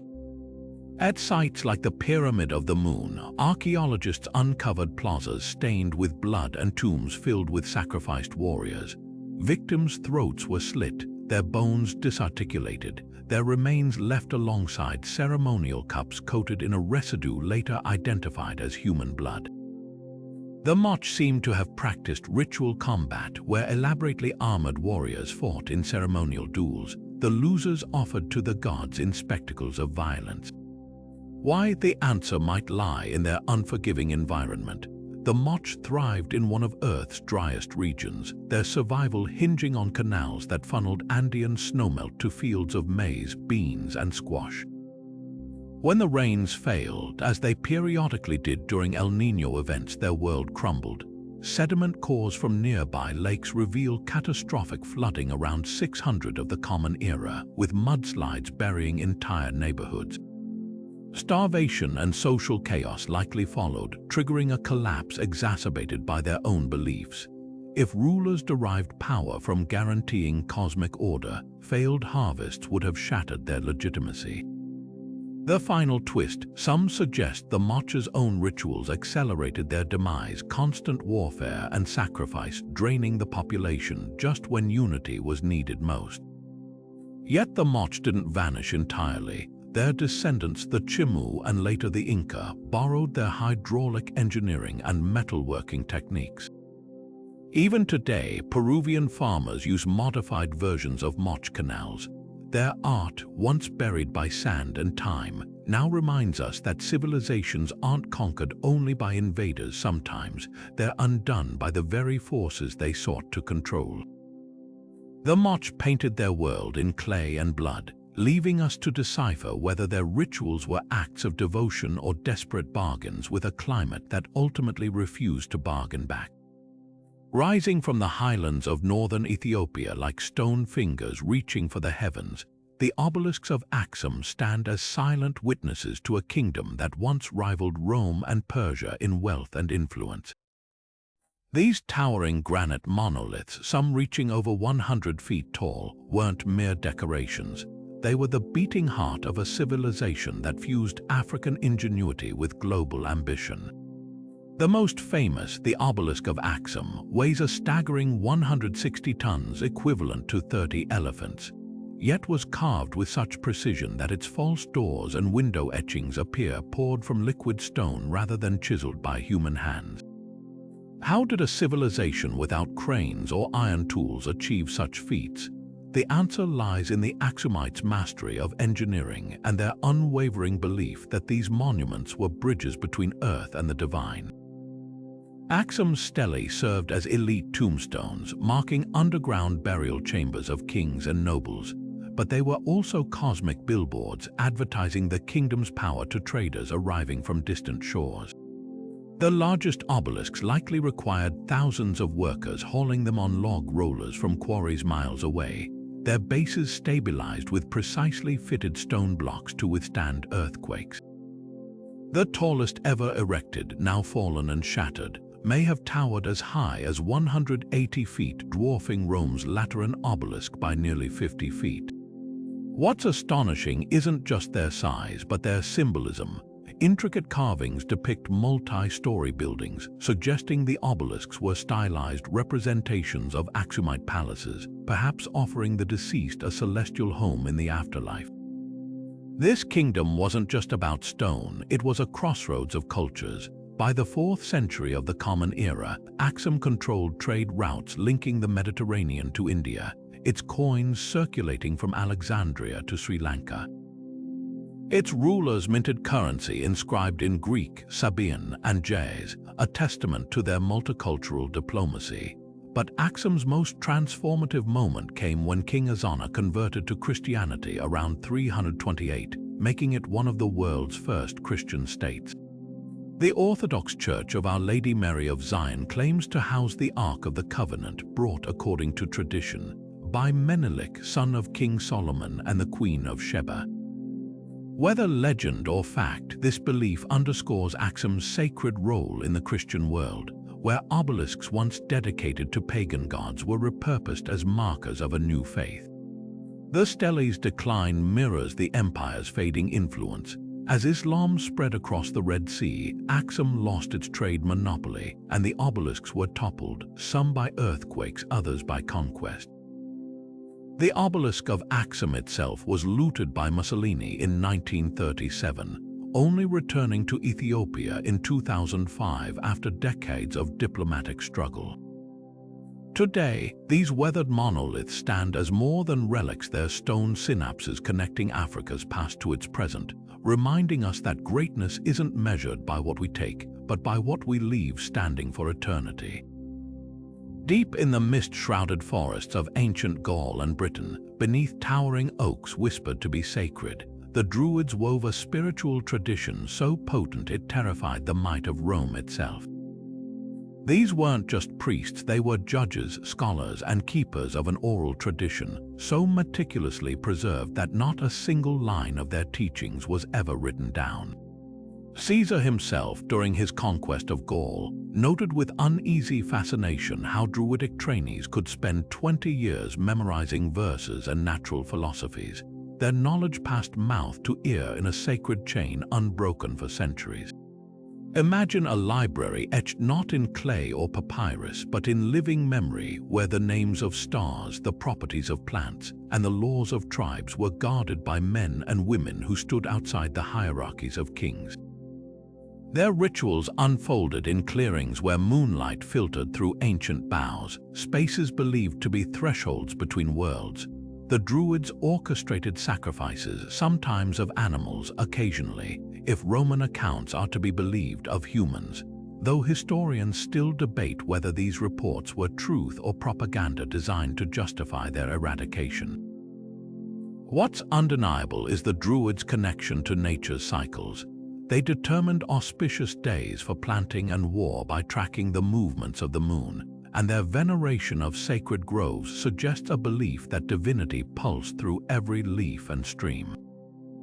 Oak trees, particularly those struck by lightning, were considered conduits of divine energy, their mistletoe harvested with golden sickles in ceremonies that blended botany with theology. Yet the Druids' greatest power lay in their role as cultural glue. In a fragmented Celtic world of warring tribes, they served as neutral arbiters, settling disputes between chieftains and enforcing oaths sworn in their presence. A Druid's curse was feared more than any army, for it carried the weight of cosmic disapproval. Their influence stretched beyond religion into politics, education, and even medicine. Archaeological finds of surgical tools in Celtic lands hint at advanced herbalism and bone-setting techniques.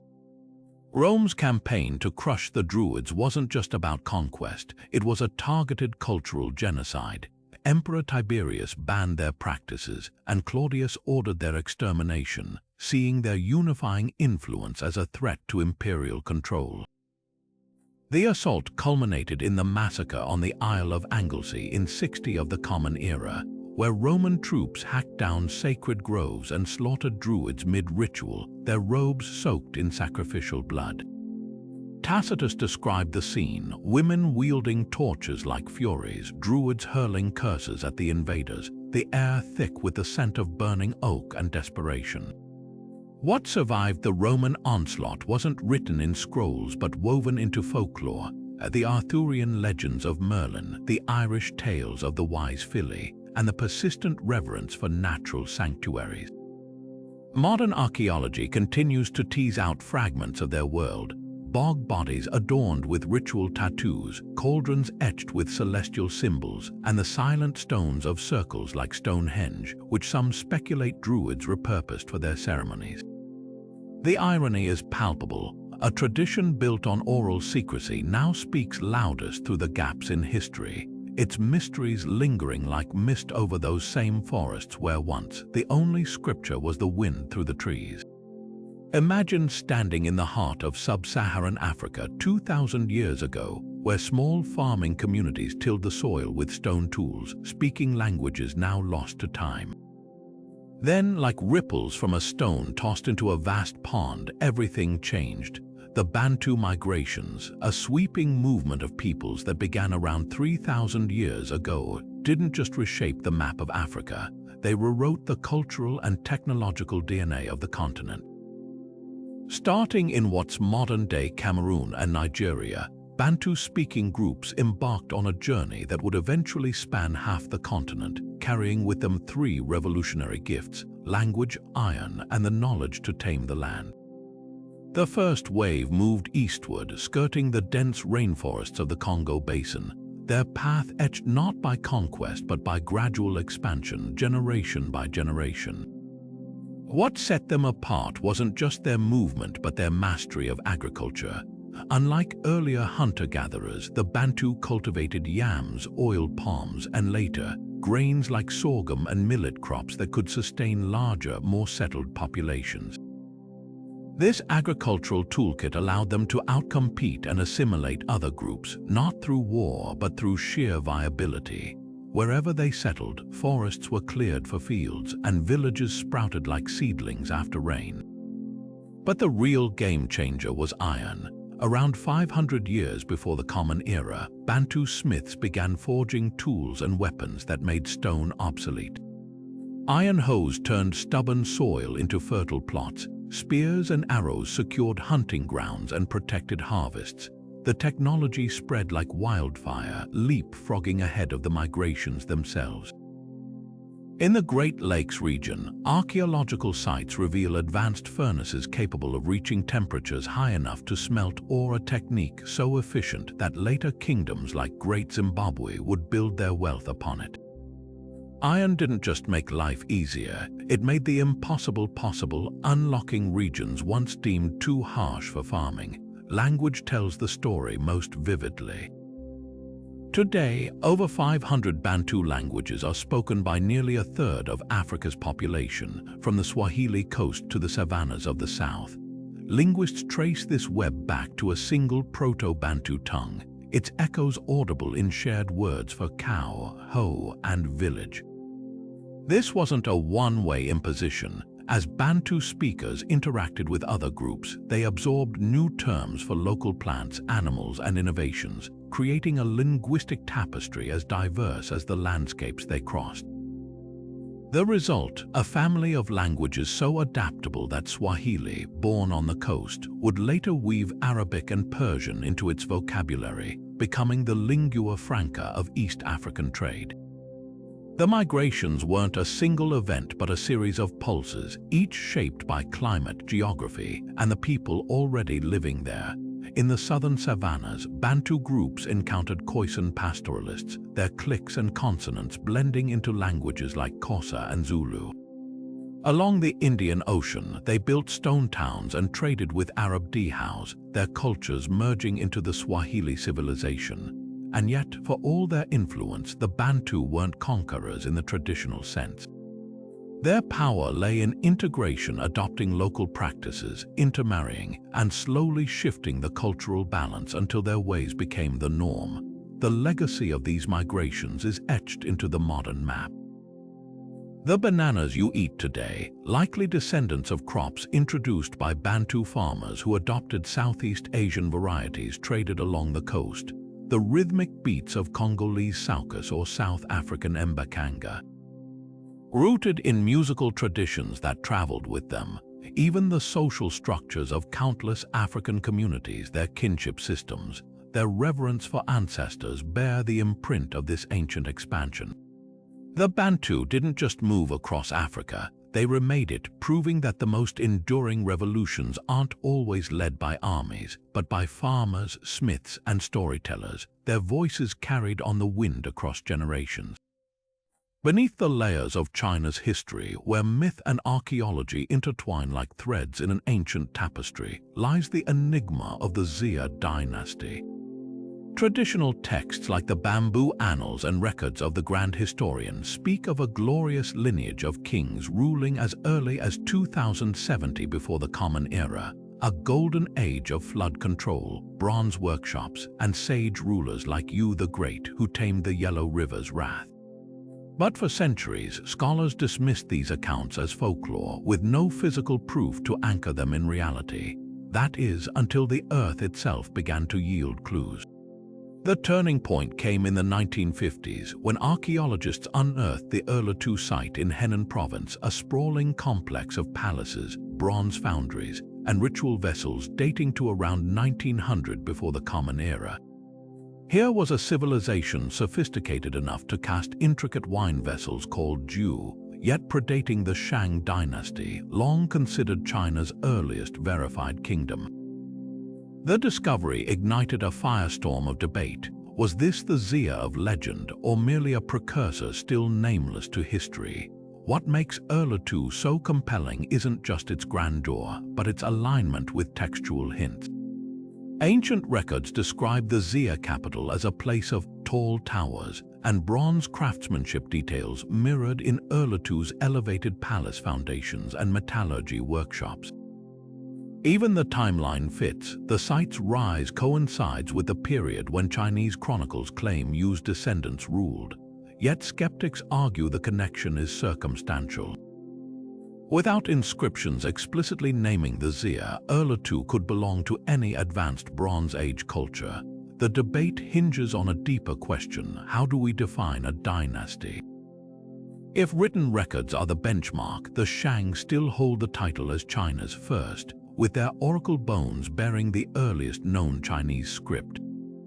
But if material culture counts the sudden leap in urban planning, bronze technology, and social hierarchy, then Erlatu's people, whether called Xia or not, laid the foundations for everything that followed. Perhaps the truth lies somewhere between legend and excavation. Later dynasties had a habit of retroactively glorifying or inventing predecessors to legitimize their own rule. The Zhou, who overthrew the Shang, painted the Xia as moral exemplars to justify their rebellion, much like Rome's founders claiming descent from Trojan heroes. Yet, even if the Xia's deeds were embellished over millennia, the archaeological record suggests a kernel of truth. A powerful state emerging from the mists of the Yellow River Valley, its achievements too vast to be purely imaginary. The search for the Xia isn't just about validating ancient texts, it's a window into how civilizations remember themselves. In China, where history was never merely fact but a moral compass, the line between myth and reality blurs by design. Whether Erlatu was the Xia matters less than what its discovery reveals a bridge between the stories we tell about our origins and the ground that silently holds the evidence.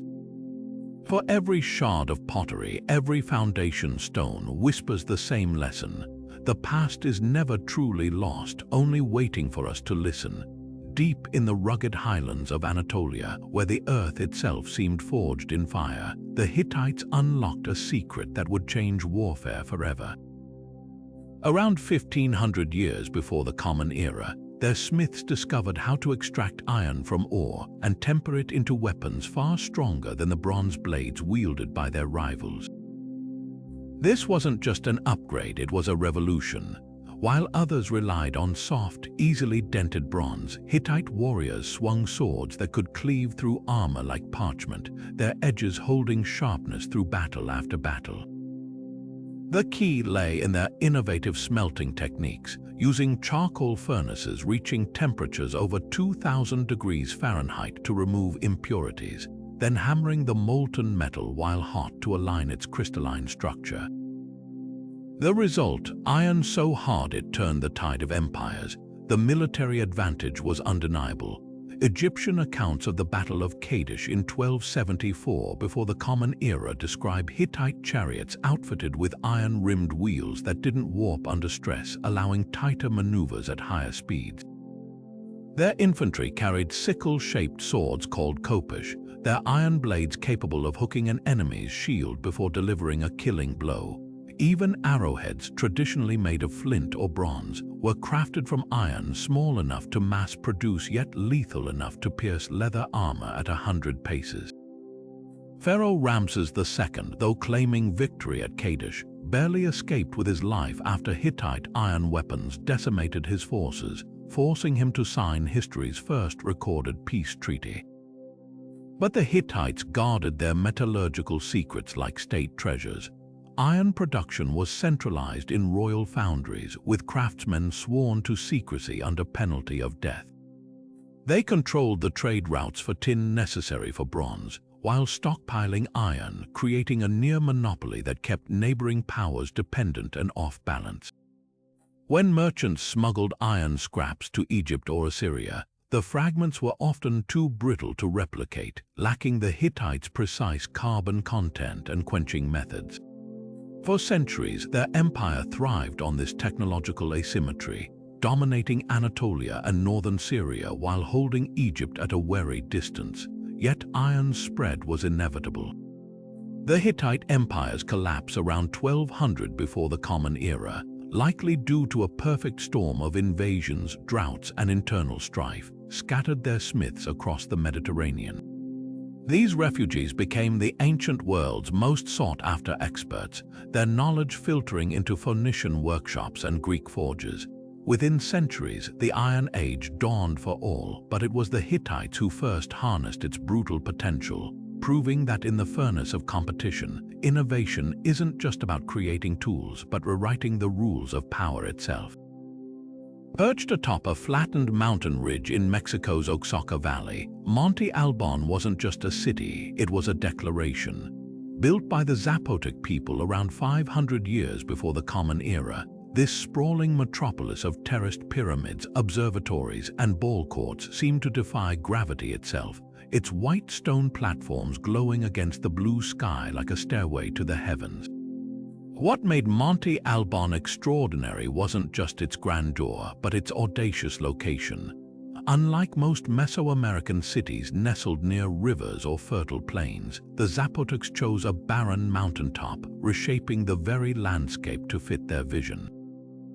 Workers moved over 2 million cubic meters of earth to level the summit, hauling stones without beasts of burden or metal tools. The result, a city visible for miles in every direction, a beacon of power radiating across the valley below.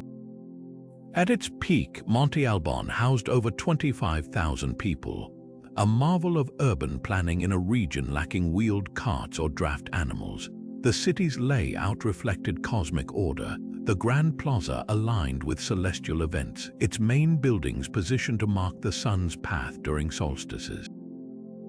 Ball courts weren't just sporting arenas but portals to the underworld, where games reenacted myths of life, death, and rebirth. Yet the true genius lay in infrastructure. A network of underground drainage channels diverted monsoon rains, while terraced fields on the mountainside turned thin soil into fertile gardens. The Zapotecs even engineered artificial reservoirs called Huizu, ensuring water security during droughts, a testament to their foresight in an unpredictable climate. Then there's their writing system, one of the earliest in the Americas. Zapotec glyphs carved on stelae and temple walls weren't mere pictures but a complex mix of logograms and phonetic signs. Some inscriptions record conquests, like the famous Danzantes slabs depicting slain captives with closed eyes and contorted bodies. Others mark calendars, tracking the sacred 260-day ritual cycle and the solar year. Unlike the later Maya script, which it may have influenced, Zapotec writing remains only partly deciphered, a linguistic puzzle holding secrets of diplomacy, astronomy, and dynastic lineage. But Monte Albán's decline is as intriguing as its rise. Around 800 of the Common Era, the city's elite districts were abandoned, their palaces left to the elements. Unlike violent collapses seen elsewhere, there's little evidence of invasion. Instead, clues point to environmental strain. Deforestation eroded the hillsides, while prolonged droughts may have emptied reservoirs. Yet the Zapotec people didn't vanish. They shifted power to neighboring cities like Mitla, where intricate geometric mosaics adorned new palaces, proving their culture's resilience. Today, as archaeologists unearth tombs filled with jade masks and ceramic urns depicting the rain god Kasijo, Monte Albán whispers a lesson. Civilizations don't truly end, they transform, leaving echoes in the stones for those who know how to listen. Stretching from the Aegean Sea to the borders of India, the Seleucid Empire was a sprawling patchwork of cultures, languages, and restless cities, all held together by the sheer force of its founder's ambition. Seleucus I, one of Alexander the Great's most cunning generals, carved this realm from the ruins of the Macedonian conquests, inheriting a territory so vast it defied coherent rule. At its height, the empire encompassed modern-day Syria, Lebanon, Israel, Turkey, Iraq, Iran, and parts of Central Asia, a mosaic of Greek colonies, ancient Mesopotamian temples, and Persian satrapies. But size became its Achilles heel. Unlike the compact city-states of Greece or the centralized bureaucracy of Egypt, the Seleucids faced an impossible task: governing a world where messages took months to traverse and local loyalties shifted like desert sands. The heart of their power pulsed in Antioch, a dazzling metropolis where colonnaded streets bustled with Greek merchants, Babylonian astronomers, and Jewish scholars. Here, Seleucid kings styled themselves as both Macedonian warriors and Near Eastern god kings, minting coins that showed them wearing the horns of Ammon alongside the armor of a Hellenic general. Yet for all their cosmopolitan posturing, their grip on the provinces was tenuous. Revolts flared like brushfires: Judah Maccabees' rebellion in Judea, the Parthian tribes' insurgency in the east, and the constant tug of war with the Ptolemaic dynasty over Syria. Each crisis demanded armies, and each army drained treasuries already strained by the cost of maintaining Greek-style cities as cultural outposts in alien lands. The Seleucids weren't just rulers, they were stage managers of an empire where the script kept changing. Rome's shadow loomed larger with each passing century. The Seleucids first encountered the Republic as a distant ally during their wars with Ptolemaic Egypt, but by the 2nd century before the Common Era, Rome had transformed from a helpful mercenary into a voracious predator. The defining humiliation came at the Battle of Magnesia in 190 before the Common Era, where the Roman legions shattered Antiochus III's forces, stripping him of all territories beyond the Taurus Mountains. The Treaty of Apamea didn't just impose crushing war reparations, it turned the Seleucid king into a Roman vassal, forbidden to wage wars without senatorial approval. Overnight, an empire that once rivaled Rome became a client state, its kings forced to grovel before senators who saw them as exotic curiosities. The final unraveling was as messy as it was inevitable. Parthian horsemen chipped away at the eastern frontiers, carving off Mesopotamia and Persia. Jewish rebellions under the Hasmoneans secured independence for Judea. And Rome, ever opportunistic, played rival claimants against each other, reducing the Seleucid throne to a puppet show.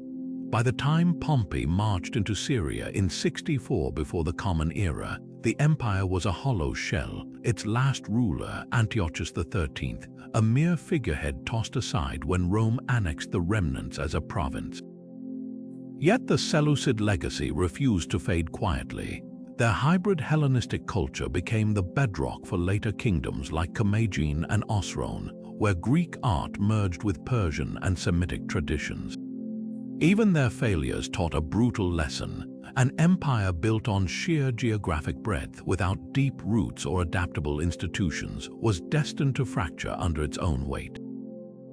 The Seleucids didn't just fall, they crumbled, their story a cautionary tale of ambition outpacing the ability to govern. In the end, their greatest monument wasn't a city or a victory, but a question etched into history. How do you rule a world too vast to understand, let alone control? The Seleucids never found an answer, but their struggle echoes wherever empires overextend and cultures collide. In the quiet darkness of a shipwreck off the coast of the Greek island Antikythera, a corroded lump of bronze and wood lay hidden for 2,000 years until a storm in 1901 pushed divers toward an unbelievable discovery. What they first mistook for a rock turned out to be history's most sophisticated ancient artifact, an intricate clockwork device with interlocking gears precisely calibrated to track the cosmos. This was the Antikythera Mechanism, a 1st century BCE marvel so advanced it wouldn't be matched for another 1,000 years. Imagine a handheld planetarium capable of predicting lunar eclipses, charting the positions of the 5 known planets, and even accounting for the irregular orbit of the Moon, all powered by a single hand crank and a system of 37 bronze gears thinner than a modern credit card. The mechanism's genius lies in its miniaturization of celestial mechanics.